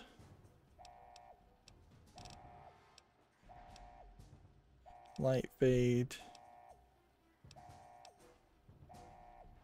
General subtitles are back off, which, you know what, I'll just leave them off. I don't think there was enough happening there for that to matter. Light fade, shadow fade, object fade, texture size large.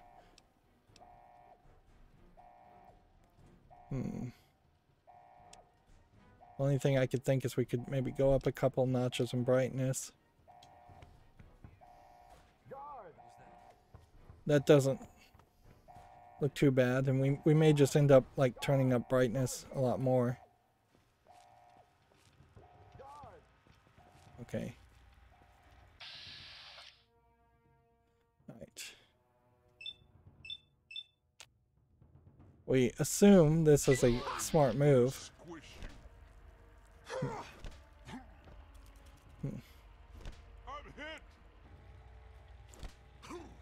But you only have so many active points.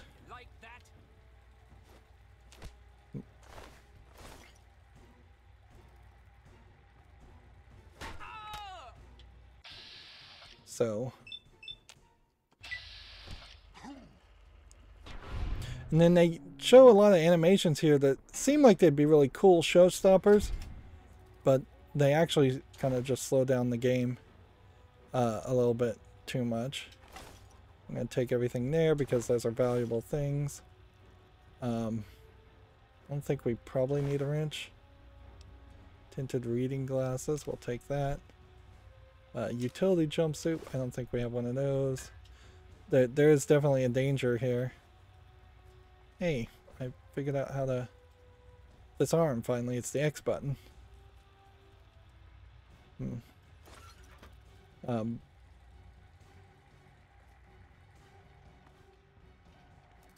don't think you hack any of these computers at the moment. That's all something that we'll deal with. I hear a roach skittering around. You can't take Pit boys.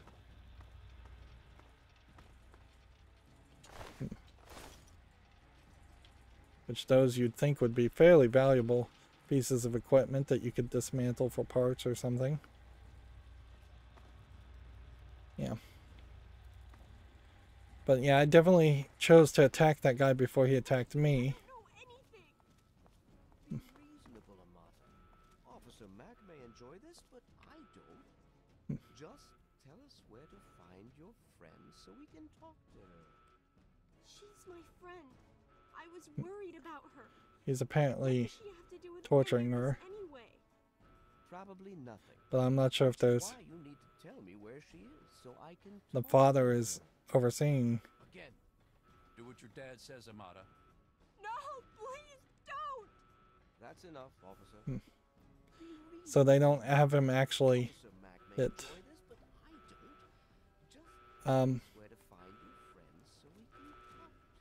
So the question is, do we save Amata or not? I can't tell you. Why are you doing this to me? Very well. There's Stop no in the hurry. name of the overseer. Your friend is...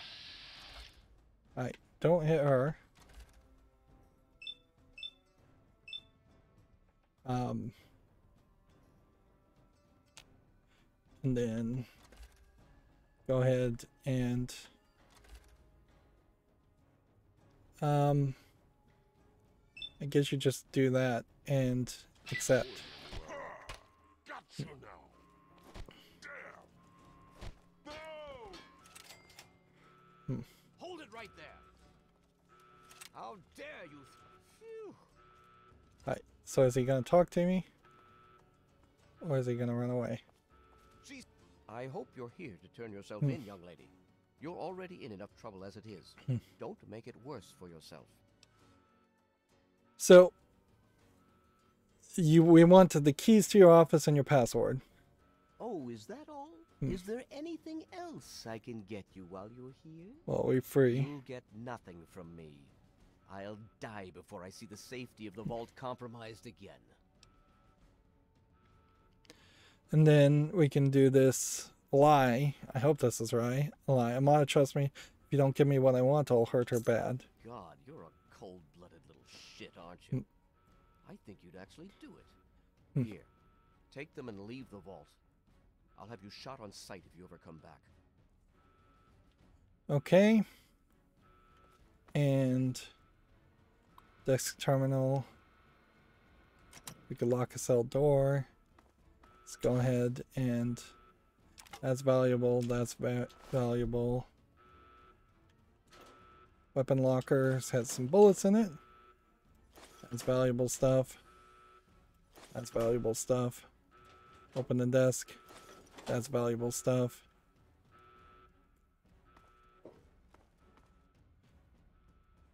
There's 30 HP with 0 rads if we wanted to drink some water and get our HP up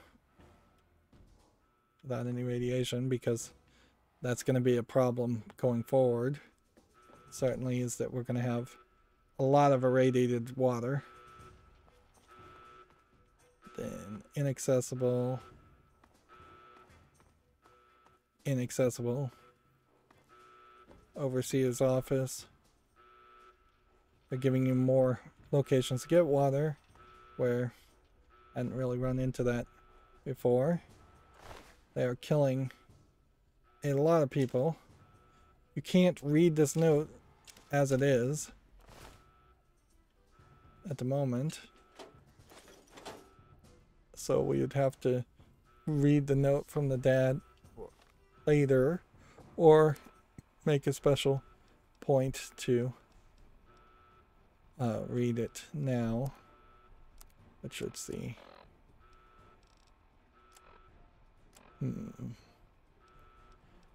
Keyring is probably just going to be keys you always collect. Note from the dead wouldn't be apparel. Should be something under miscellaneous, but I don't see it. So, notes. Hold on, Jonas. I need to record this first.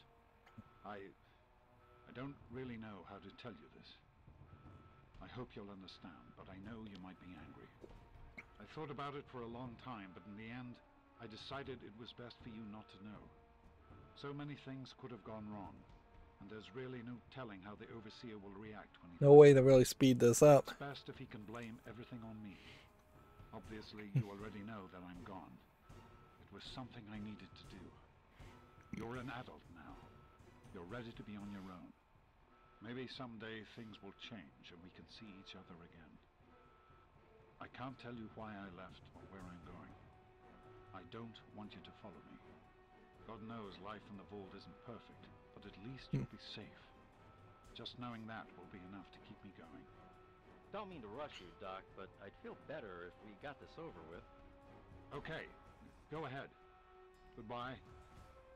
I love you. This definitely does look a little dark, and I'm looking at this game through my newer monitor, which is actually brighter. Password is Amada, and here's the poem that I guess we were given. I didn't even really see that we had gotten that. Right, let's check operations and just make sure there's nothing to collect here. I feel like this is an inaccurate or bad depiction of what this game is. There is a lot of this, certainly, but it doesn't have to be all of this, and it doesn't have to be all of this at once. Let's see, what's the store open into? I guess this is Amada's room. Bobby pins and jumpsuits. Those seemed like those were kind of valuable, or more valuable than I thought.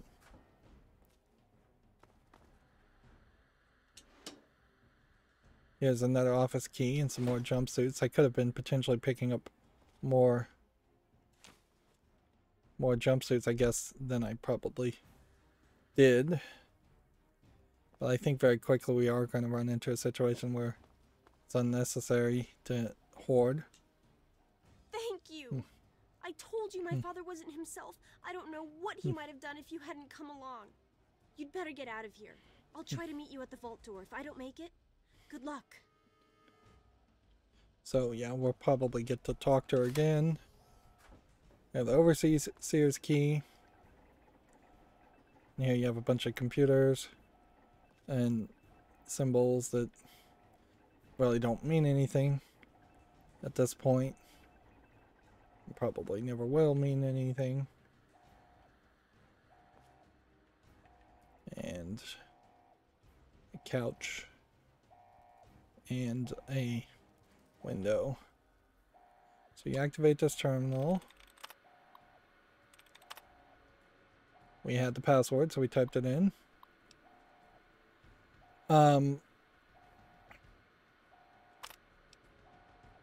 Here you have records of him using the tunnel snakes.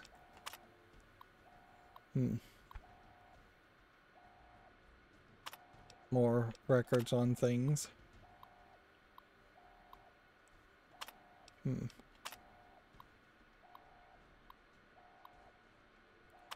And yeah, this is the whole book idea, where you could just sit here and read a whole bunch of stuff. They are doing scouting that they probably weren't telling anybody about. But this is just a ton of text, and this is really a case where games like this should probably just have a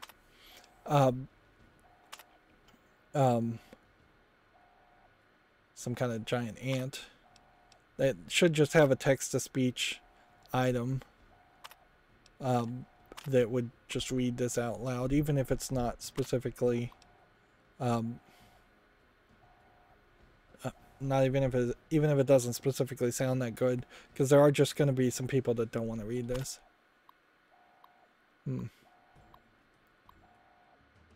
get some backstory about how this vault is ordered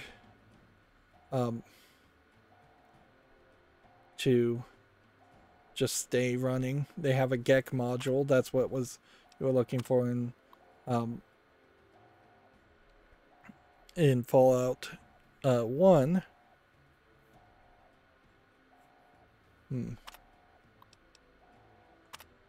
The GEC is quite simply the most advanced piece of technology ever developed by Vault-Tec, a terraforming module capability of creating life from complete lifelessness.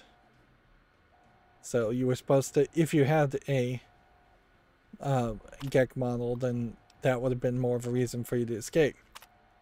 Now, you kind of find out there's a little bit more to the way the instructions are written for vaults later on, and that's a somewhat big spoiler, but it's not just that they ran out of GECs and that they intentionally that they would have given a GEC to 101. That it was always the plan to not. Here is a standard thing for these Bethesda games too, is that they have switches on both sides as just a standard procedure, so if you somehow glitched through or came a different way, you could still escape.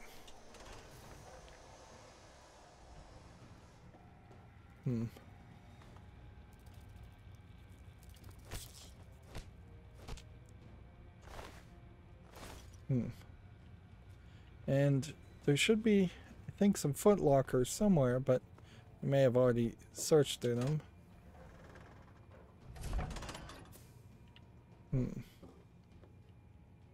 So we are here, and this is not too unlike the anti-containment room of the first game.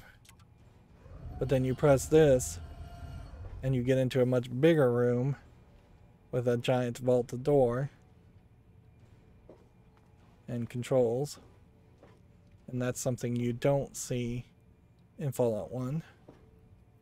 None of these crates have anything. This one would require a key. We don't have it. So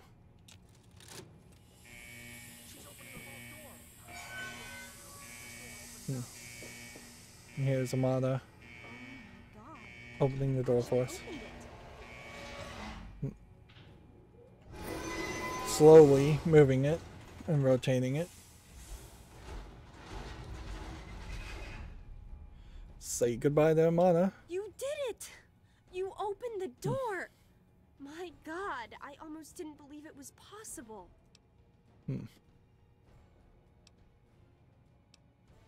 Let's see. Let's see if we could try and keep her as a companion. Because it would make a lot of sense, frankly, that she would be your first companion. And it would almost make sense that she starts off and then a couple hours into the game she gets randomly killed. Because she's the, like, version of you that can't survive in the wasteland, where you are the version that can. No, you didn't need me. If anyone can survive out there, it's you. But they don't write it that way. It's tempting, but my place is here. The vault needs me more than you do. I'm the only one who has a chance to talk some sense into my father. Listen, if you do catch up with your dad, tell him I'm sorry for you know, Jonas and my father and everything. Goodbye. At the very least, I'd give her a gun.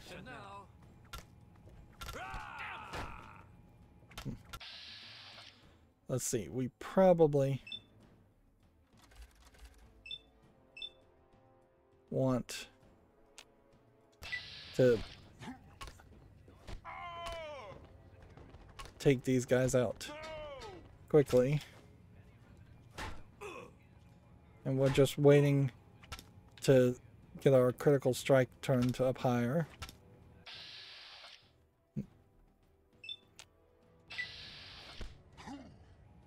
And get our action points to refill. You can see how they kind of refill.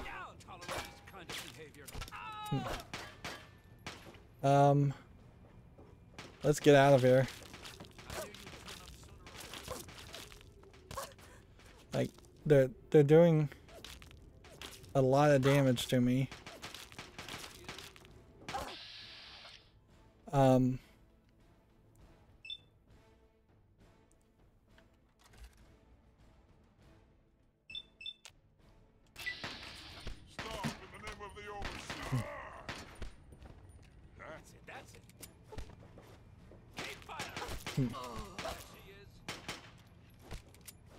Let's just Gotcha now.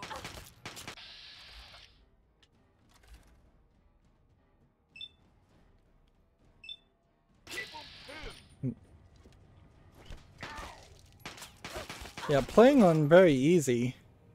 Seems like we can just kind of grind here and steal all this equipment off of people and really... Oh, the game locked up. Interesting. Like, we can just really get a lot of stuff off these people and become over encumbered a bit immediately.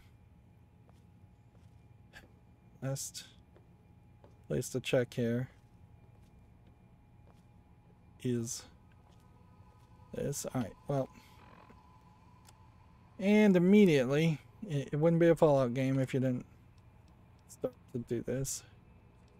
Value of Vault 101 jumpsuits with all kinds of extra things on them.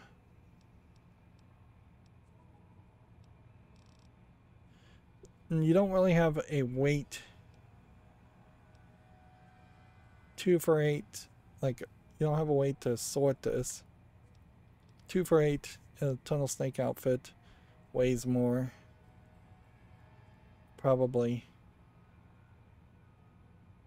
See if we can drop one of those and drop one of these. One of those, one of these.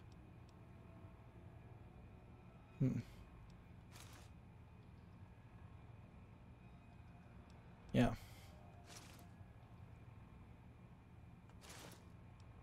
My button, the A button's not dropping things. X button, Y button.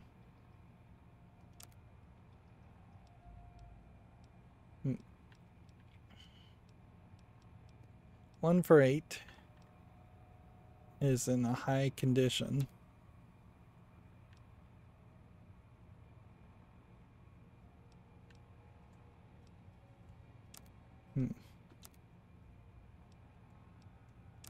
I don't think I can probably run either. I don't know how to drop things. There's gotta be a way to drop things. And it would be nice to be able to run around and look some more, but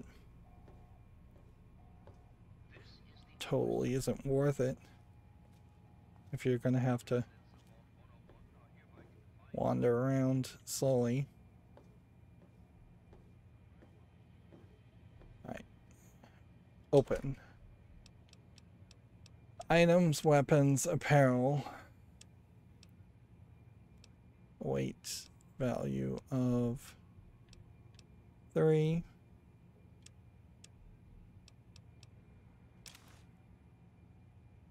And 3. And 3.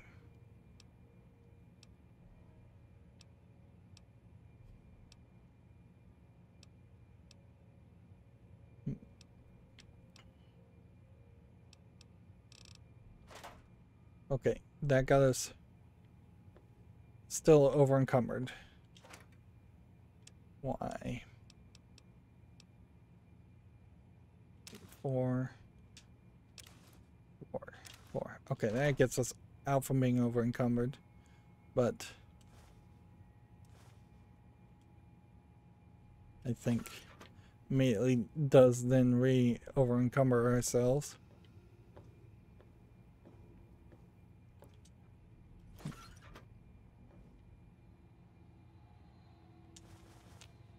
Purified water.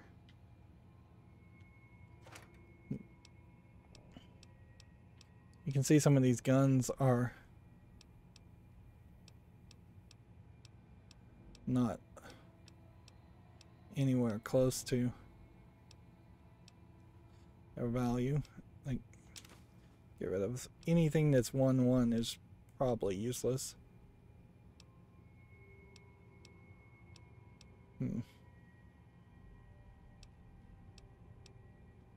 Scrap metal, I think, is valuable though, so I don't want to get rid of that yet. We have like 11 of the rad roach items. Let's get rid of this. Get rid of that.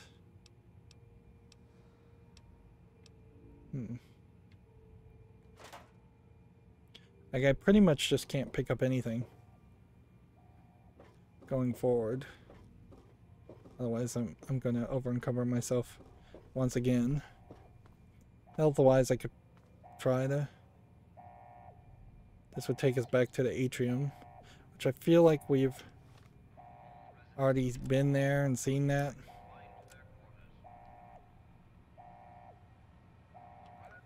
But whatever. So I don't want to go that way. Have a door here, which just seems like this is a different way. You could also end up back this way. So there was just multiple different directions. This doesn't control anything.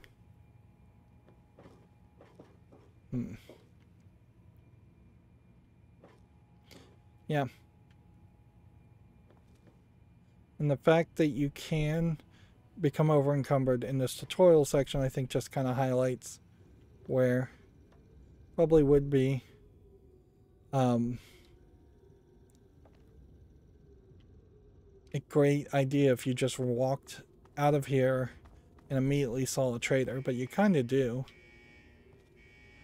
They're closing the door on you. So that's it for Vault 101.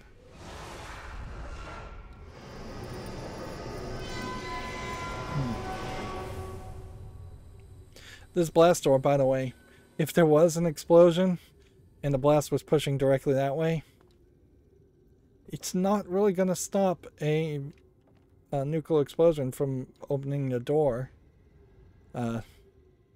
What you want is a door that swings on the edge, and thus any force is pushing it right against the frame and edges of the door and causing it to have to break the entire wall, not slide on pre-manufactured tracks. You can see there's a camera, so the camera technology exists. Technology in Fallout is kind of weird because it's conveniently modern regular technology when you need it to, and then it's 1950s technology. So this was supposed to be the big reveal, although I think maybe this was also shown in the trailer. So nothing changed our spell, our race and sex. We don't really have a reason to want to change that. Nothing changed our special. I guess we could look at our special, but yeah.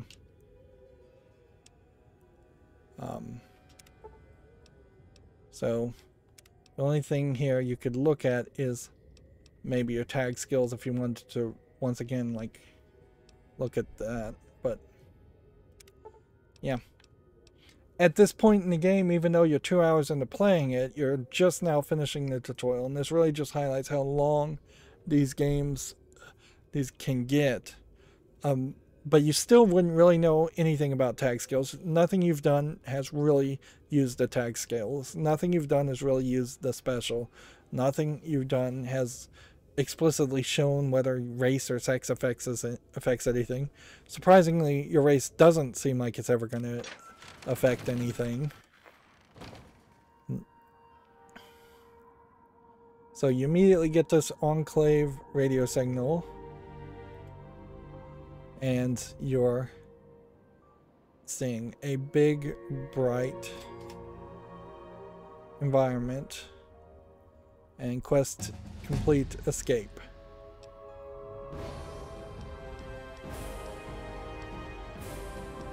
So when we go back to the stats, what was the stat they said that you needed to have as high as possible?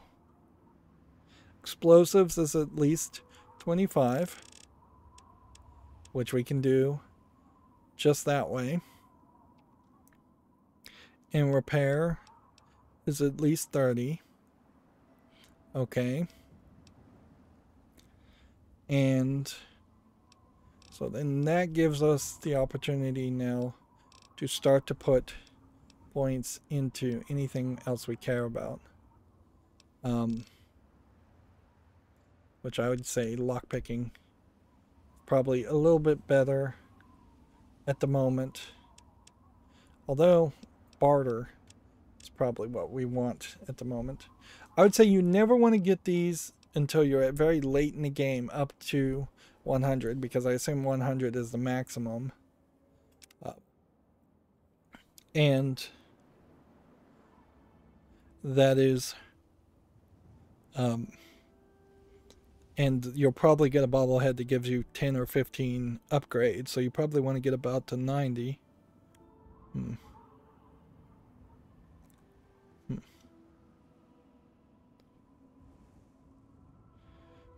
So we're gonna try and run to Springvale, but first things first. So this is why picking female is the right one, is because you have this Black Widow and Daddy's Girl thing features. So gain an additional 5 points to both science and medical skills as a perk. Do 10% damage against male opponents outside of combat. You'll sometimes access unique dialogues options when dealing with the opposite sex. You're going to deal with the opposite sex a lot. Intensive training perk. You can put a single point into any of your special attributes. Not sure if that's really what you need to do.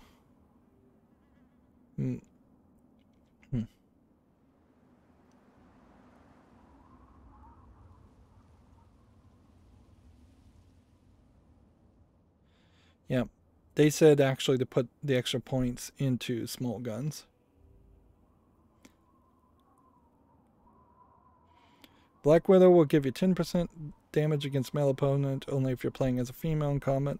Since we're not going to engage in combat anymore until around level 4, you can choose intensive training if you want, raising any special attribute by 1 point. If you do this, put the point into whichever stat remaining that doesn't have 1 or 9 points. So agility, pretty much. Okay. So we'll pick intensive training, but let's look at the other options.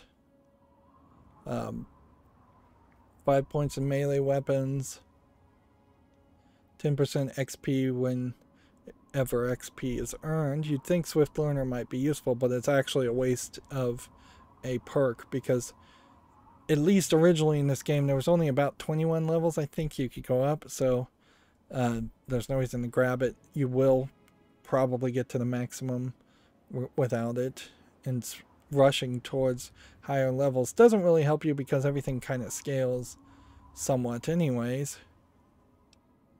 I don't even think I can do some of these other stats. Now what's funny here is in Fallout 4 this interface, I think, looks a lot better, where this is still kind of unpolished. Where you're just going down a list of dialogue things. You can see there's a lot of these. Oh, I guess level 30 is, you at least can get to level 30.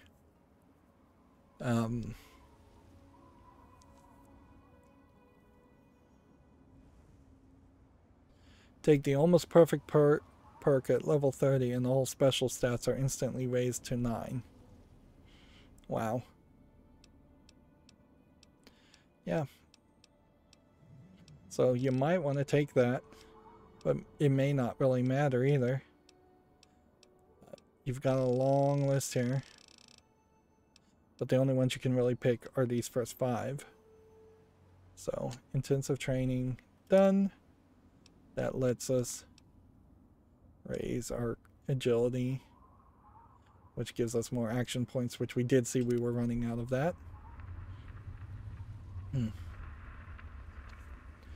And we have a quest here, following his footsteps. Okay. You can't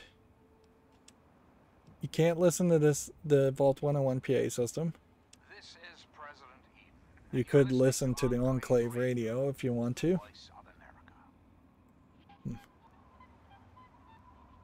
I don't know if this radio will give you a place to go to, but a lot of radio stations will. And so there is an actual reason to listen to the radio stations. It's not like Grand Theft Auto where you're just listening to music or some other game like that. But it may take a while before they actually say anything to you. Alright.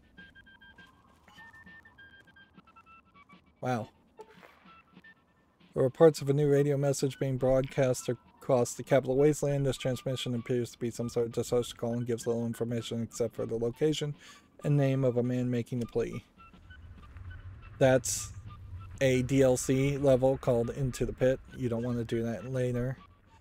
Point Lookout, a riverboat is docked at the mouth of the Potomac, carrying trade from distant peninsulas of Point Lookout. The captain offers passage to Point Lookout for any mercenary, treasure hunter, and adventurer looking to explore new lands. That's DLC. Also, that you don't really want to do any of this until. This is Enclave Radio with your host, me, President John Henry Eden. I feel like the game, specifically should have had you walk out to the scenic lookout. New radio broadcast has been overheard across the capital wasteland. While completely unintelligible, it sounds ominous. Alert, new radio broadcast has been heard in the capital wasteland. It sounds like a distress call, but seems meant for certain ears only. Broken Still has been loaded. Your level cap has been raised to 30. So yeah, the Broken Still expansion did raise the level cap.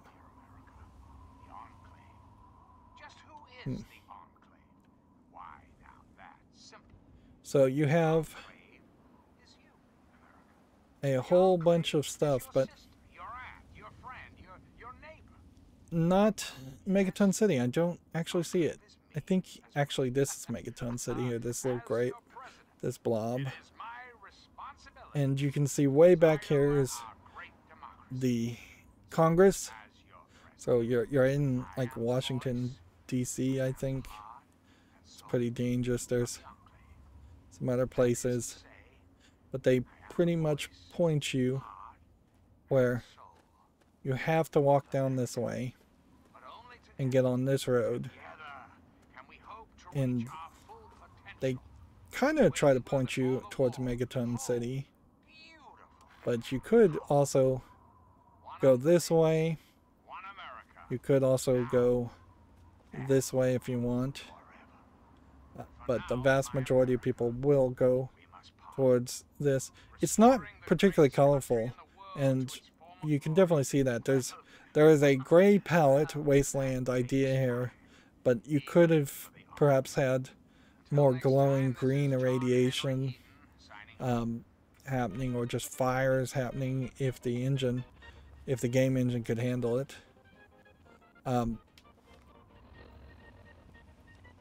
Okay. Quests.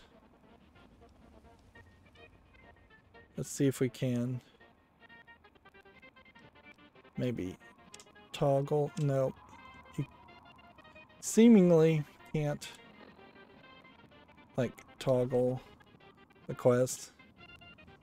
And boy, is that audio not playing right. It's very herky-jerky.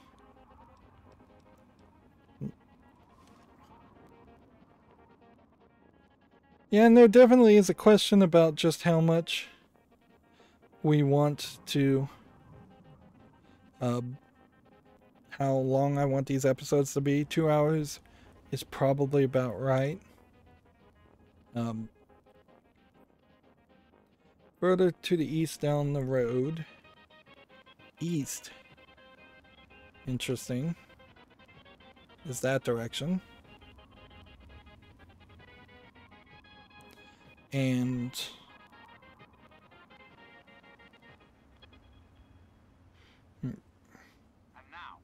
Springville, little abandoned town.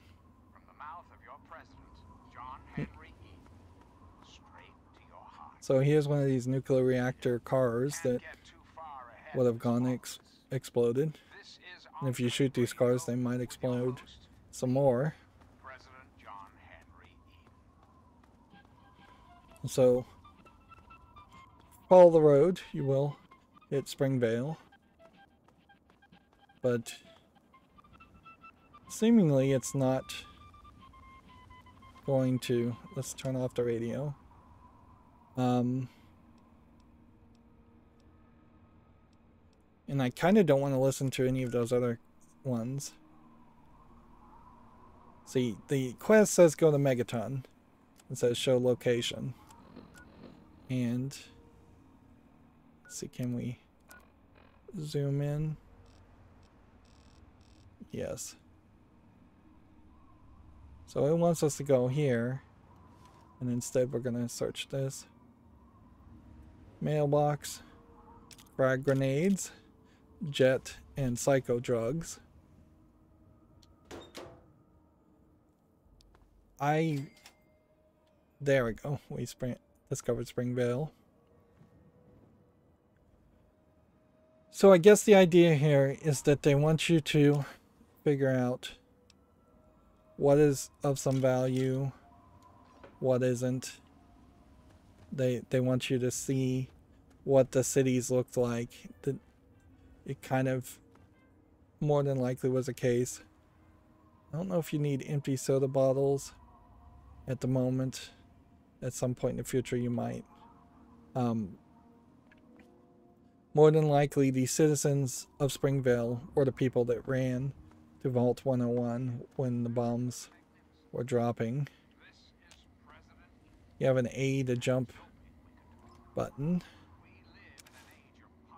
Wasteland Legend outfit.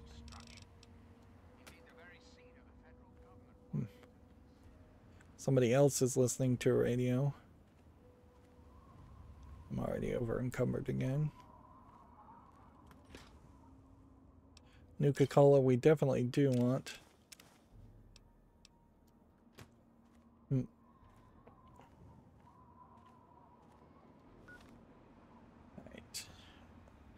Can we figure out? We have a weapon.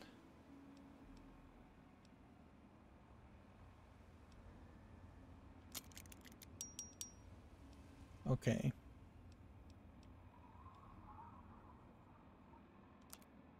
Repair police batons as much as possible. And this may be a way in which we can get rid of weight and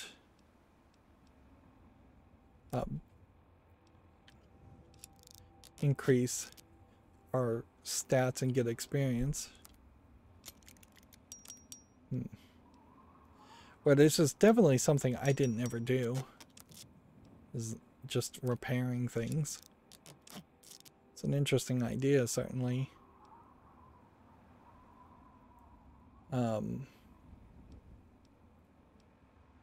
We have damage resistance of 9. Let's see. But I don't know if I'm wearing anything right now.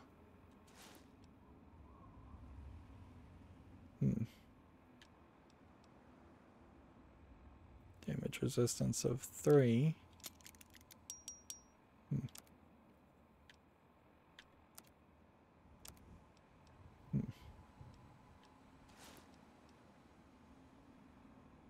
This would increase my repair and lock suit. Let's actually put that on and then see if we can repair things even better.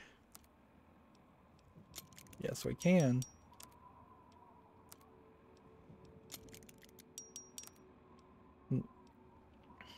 So unless I'm making a huge mistake here, which I might be,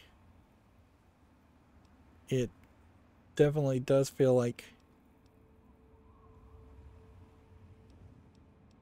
you might want something with repair to increase your repair ability first. Let's see.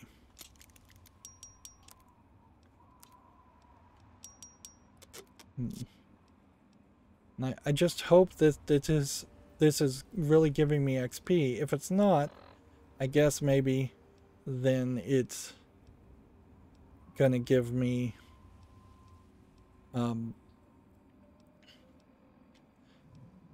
just more things to sell. Some of this though probably is not worth holding on to, and like pressing B would do nothing. Pressing X on that does nothing. Right bump, left bump. Oh, there is a D-pad. Interesting. I didn't even know you could do that. Alright, well, let's go back this way then. Security helmet. And then this is going to be up for the armor, down for the helmet, right for this.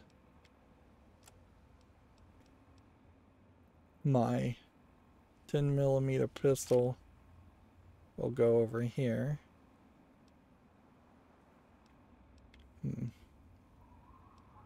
Frag grenade will put down in that direction. Police baton will put in that direction. Which one does more damage? The baseball bat? Okay. Baseball bat may actually be harder to replace. BB guns should probably be sold fairly quickly. We'll put stim packs in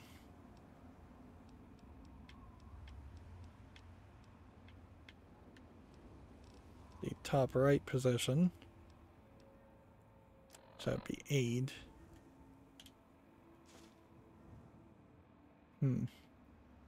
Man. Boy, sure would have been nice to have known you could do all of that kind of setup.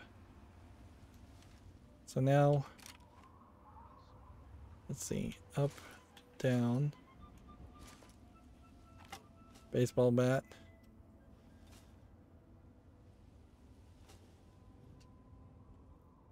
I don't know how you get back to bare fists, but I don't know if I'm really going to be bare fisting people. Bare fist fighting people. Let's see. Maybe if I do that again, that gets back to bare fist fighting. Alright.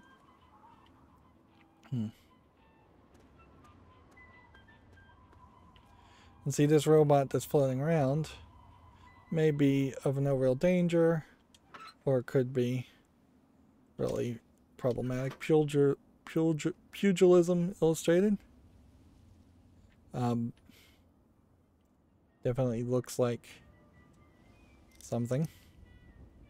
So you apply torque with the right stick, rotate with the bobby pin, X to force the lock. You don't want to do that because that immediately breaks the bobby pin.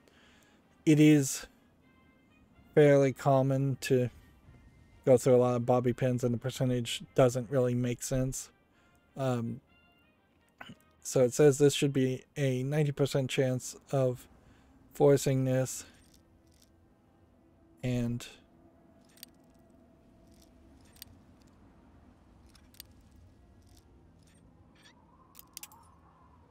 yeah.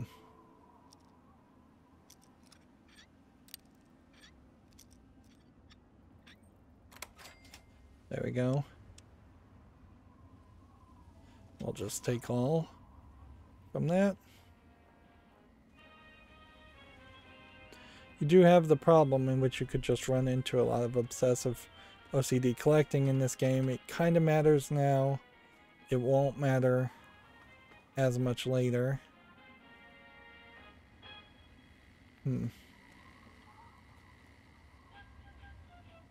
Suitcases. Pre-war relaxwear. We have a cellar door that requires a key. So we need to find a key to the cellar door, I think. Or maybe we come back for that later. This is an Enclave iBot, which seems like it's more than willing to just follow you around and look at you. Here you have a milk bottle that's more than likely empty or irradiated.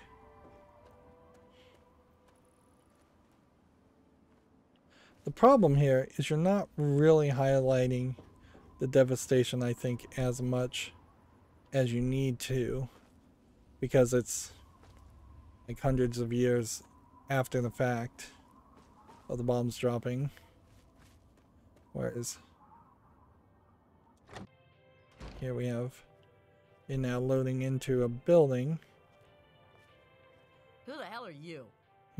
Where'd you come from? Did Moriarty send you?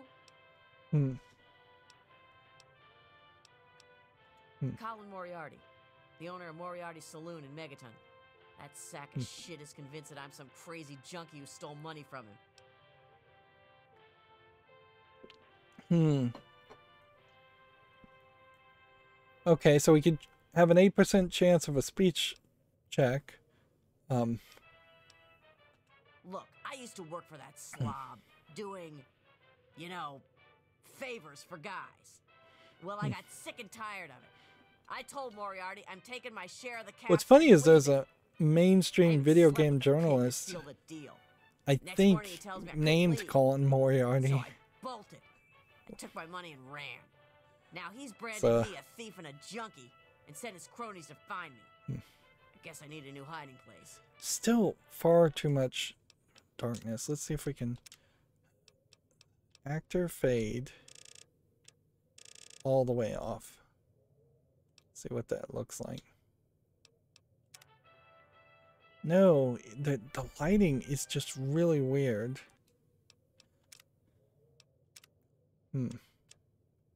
No, I don't want the whole thing to just become an incredibly blown out, bright thing, but I don't know what else to do. Yeah, that is just too bright.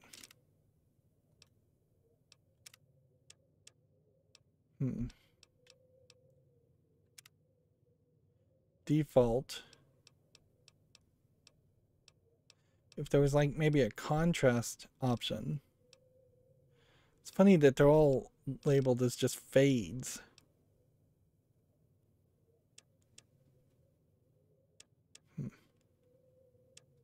If we went the other direction. Nope, that doesn't work.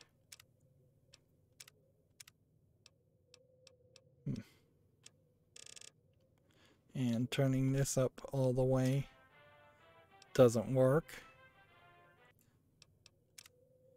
Yep. It just seems to me like it is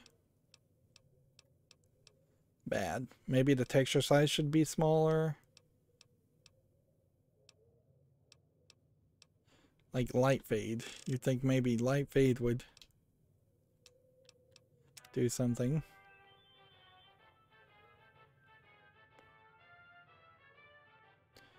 Yeah, it almost would make sense. Turn up the brightness to the top. Then just turn up fade on everything to the highest also to counter that.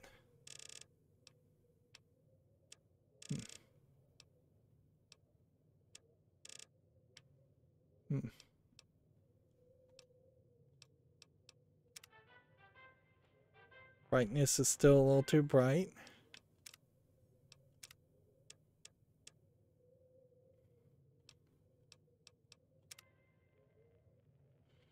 Yeah, I think that may be about as good.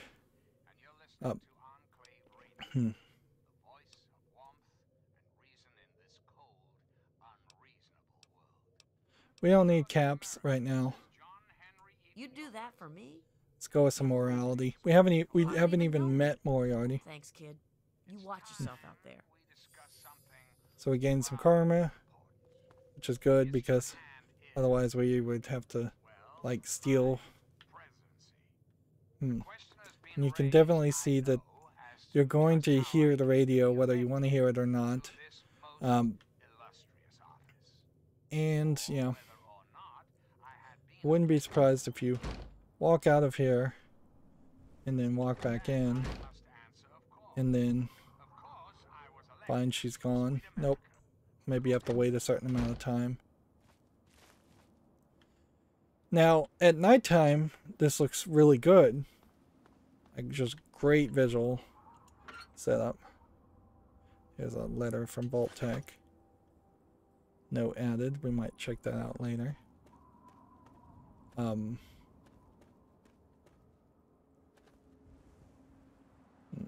Springvale is going to stop here. You have a Springvale school, which we need to investigate as our kind of first dungeon. I think that's what they want us to do, is hit this school. There is weirdness, certainly, in the fact that you have a lot of blown out buildings that, yeah, you don't want to get into that radioactive water. You have a lot of blown out buildings that looks like you could just crawl in through the side of a building. And yeah, you can see there's that bandit over there. It's probably a little too early to take on Springvale Elementary. But then you also have buildings that are walled off, and you do need to go in through the front door. A little bit of inconsistency. I don't think you have a flashlight, so I probably will want to do some research. Interesting. I can't jump at the moment. I could jump before. Am I over encumbered? Or am I not in a building, thus I can't jump?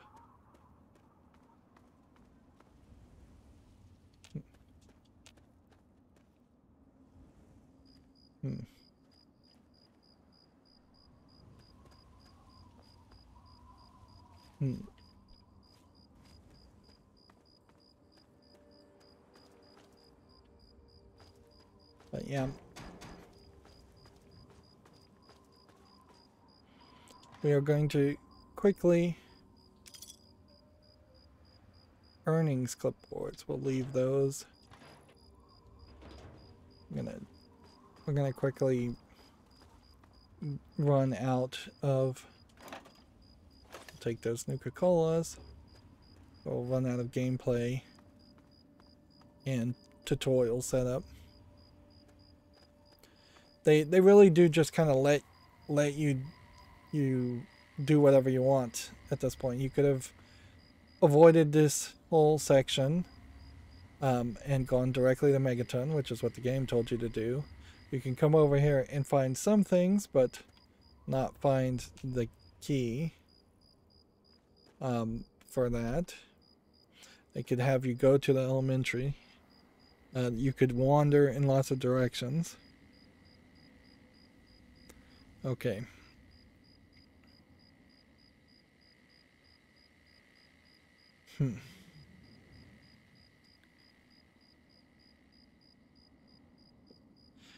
This walkthrough is literally telling me the exact positions in Springvale to investigate.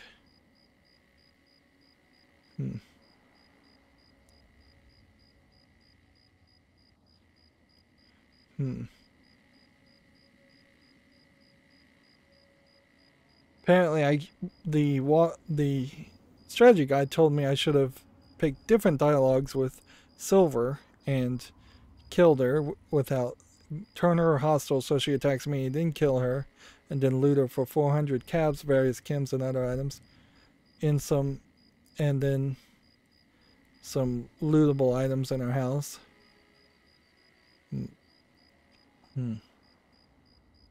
Apparently, she is a junkie.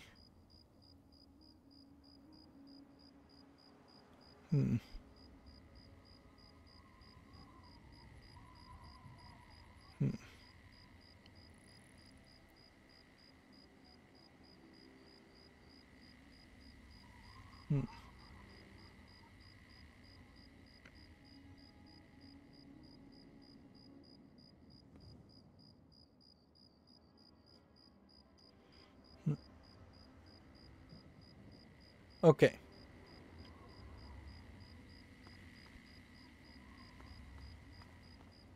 Well, I'm not going to play the game as a saint. Even though I have been playing the game as a saint so far. And we can kind of show that, I guess. In general, we can pull up our karma. Let's see. Status, effects, conditions.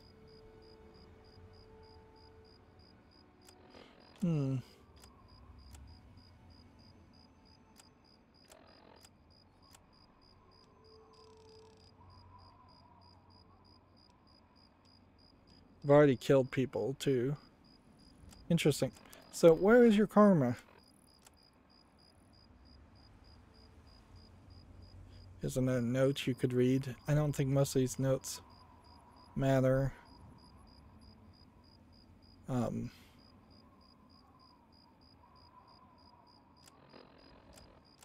Yeah, there's definitely a lot of danger. So we found that location, I think, of Springvale School. There's a lot of danger, certainly, of accidentally starting the DLC. Alright, so armor gun. Talk to her. What is it? Let's see if we can talk to her. Who knows? Shoot myself up till I forget who I am. The wasteland sucks, kid. Just get used to it. She was a prostitute. No. Sorry. I've left that part of my life behind. Bye. Notice how you get very different responses there. Pulling a gun on somebody's not going to turn them hostile.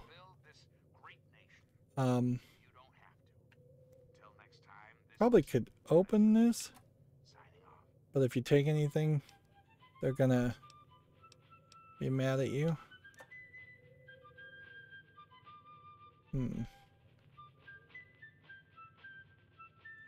Alright, well, people don't see. Won't hurt them.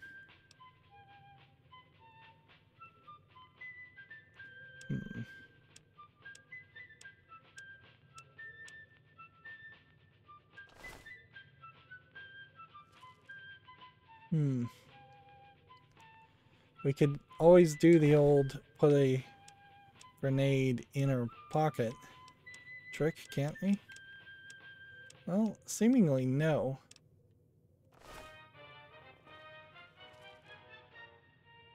And there's just a lot here to potentially loot. Otherwise.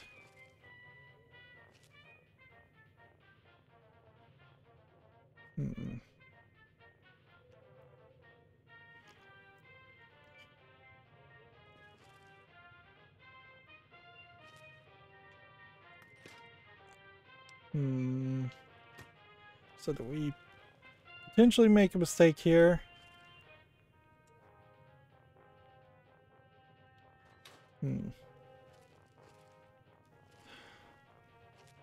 Let's see.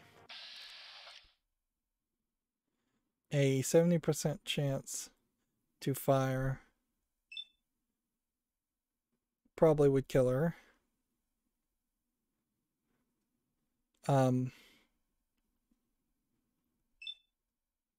Yeah.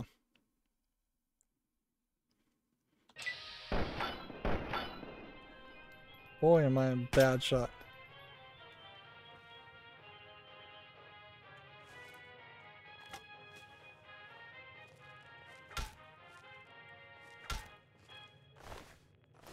Watch where you're swinging at, will you? This is Enclave That doesn't Radio belong to with you. your host, me, President John Henry Eden. Wow. Now there was no call. Open the fire. No. Alright, so we lost some karma. But that did give me like 100 bottle caps. Let's go ahead and turn that. Take this.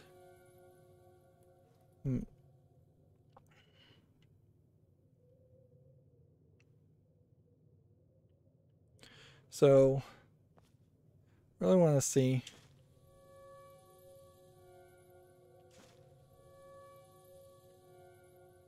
how our karma is going to be for just stealing a bunch of things.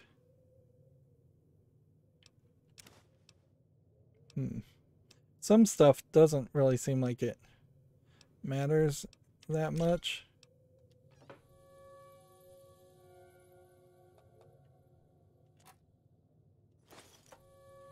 Let's just make sure that being in stealth still affects your karma. I think it probably would.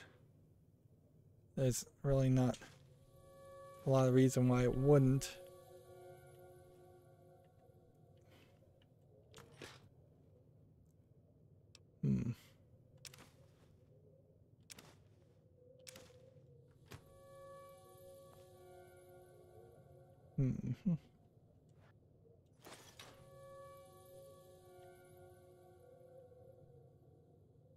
Yeah.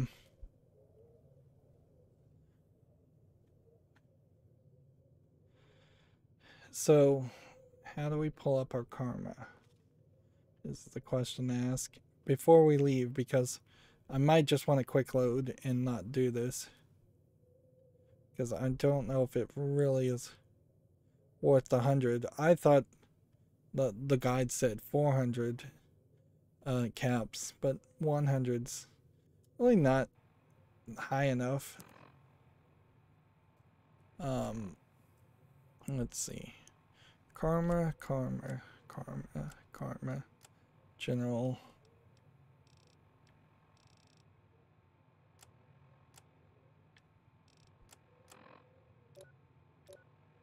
We don't have any bad status effects at the moment.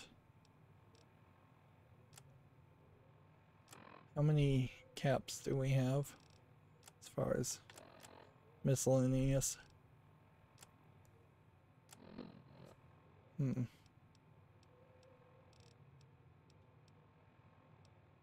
Bottle caps. What would that be under? We have 121 caps. Oh, I guess it is worth it. Because, well, we have 126 caps.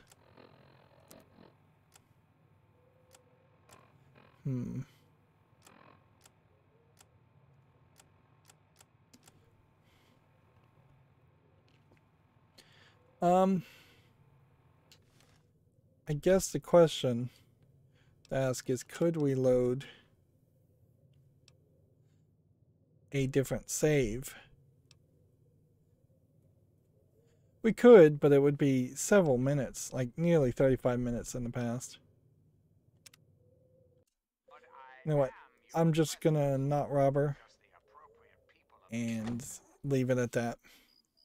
I made my decision. I'll stick with my decision. I might have missed something here or there.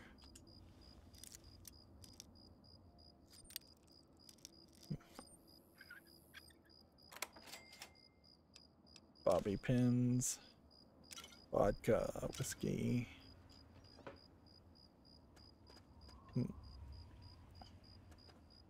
Let's make sure we walked close enough to the school to say we discovered the school, because it may have been marked on the map without actually being discovered.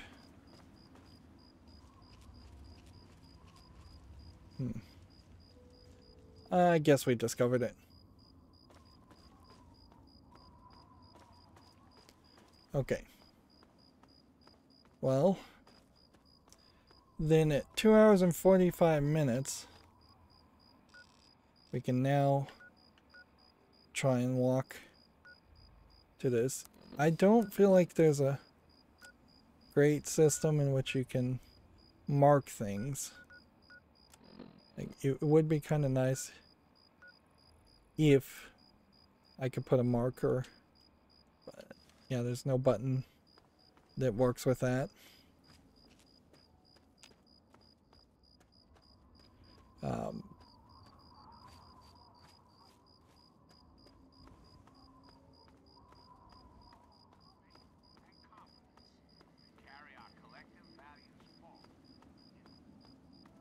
So yeah, you would follow this road, I suppose. Or at least that's the idea. And then if you go this way, there's a sign that literally says Megaton. Or you could just follow this road and work your way around it. There are definitely some things here that make the world look bigger than it really is. Particularly when you have cases of the entire game just pointing you in a specific direction. So this is Megaton, which definitely could have been brighter looking. So let me just double check to see if there's more to do. Well, yes, there's still some tutorial that I still want to follow. I'm not going to make a ton of save files here, but I'll stick with this. Arguably, probably at this point, you would want to save file, and you would want to start from this save file always if you're ever going to play the game again, because that tutorial is just way too long. So yeah, that's the beginning of Fallout 3. We managed to go at least 2 hours and 45 minutes without rage quitting, which that's good, because I pathetically couldn't do that with Fallout 1. There's still a lot of dialogue and still a lot of things that'll make themselves fairly obvious as being very repetitive, and the action of this game is still going to be a little slow compared to what an actual action game would be. But we've taken at least the first step. That's going to be it for this recording. As always, I ask you to like, share, subscribe, comment, and watch every second of my videos. If you want a friend or follow me on any social media sites, there's a whole bunch of links down below. Thank you for watching. Have a good evening.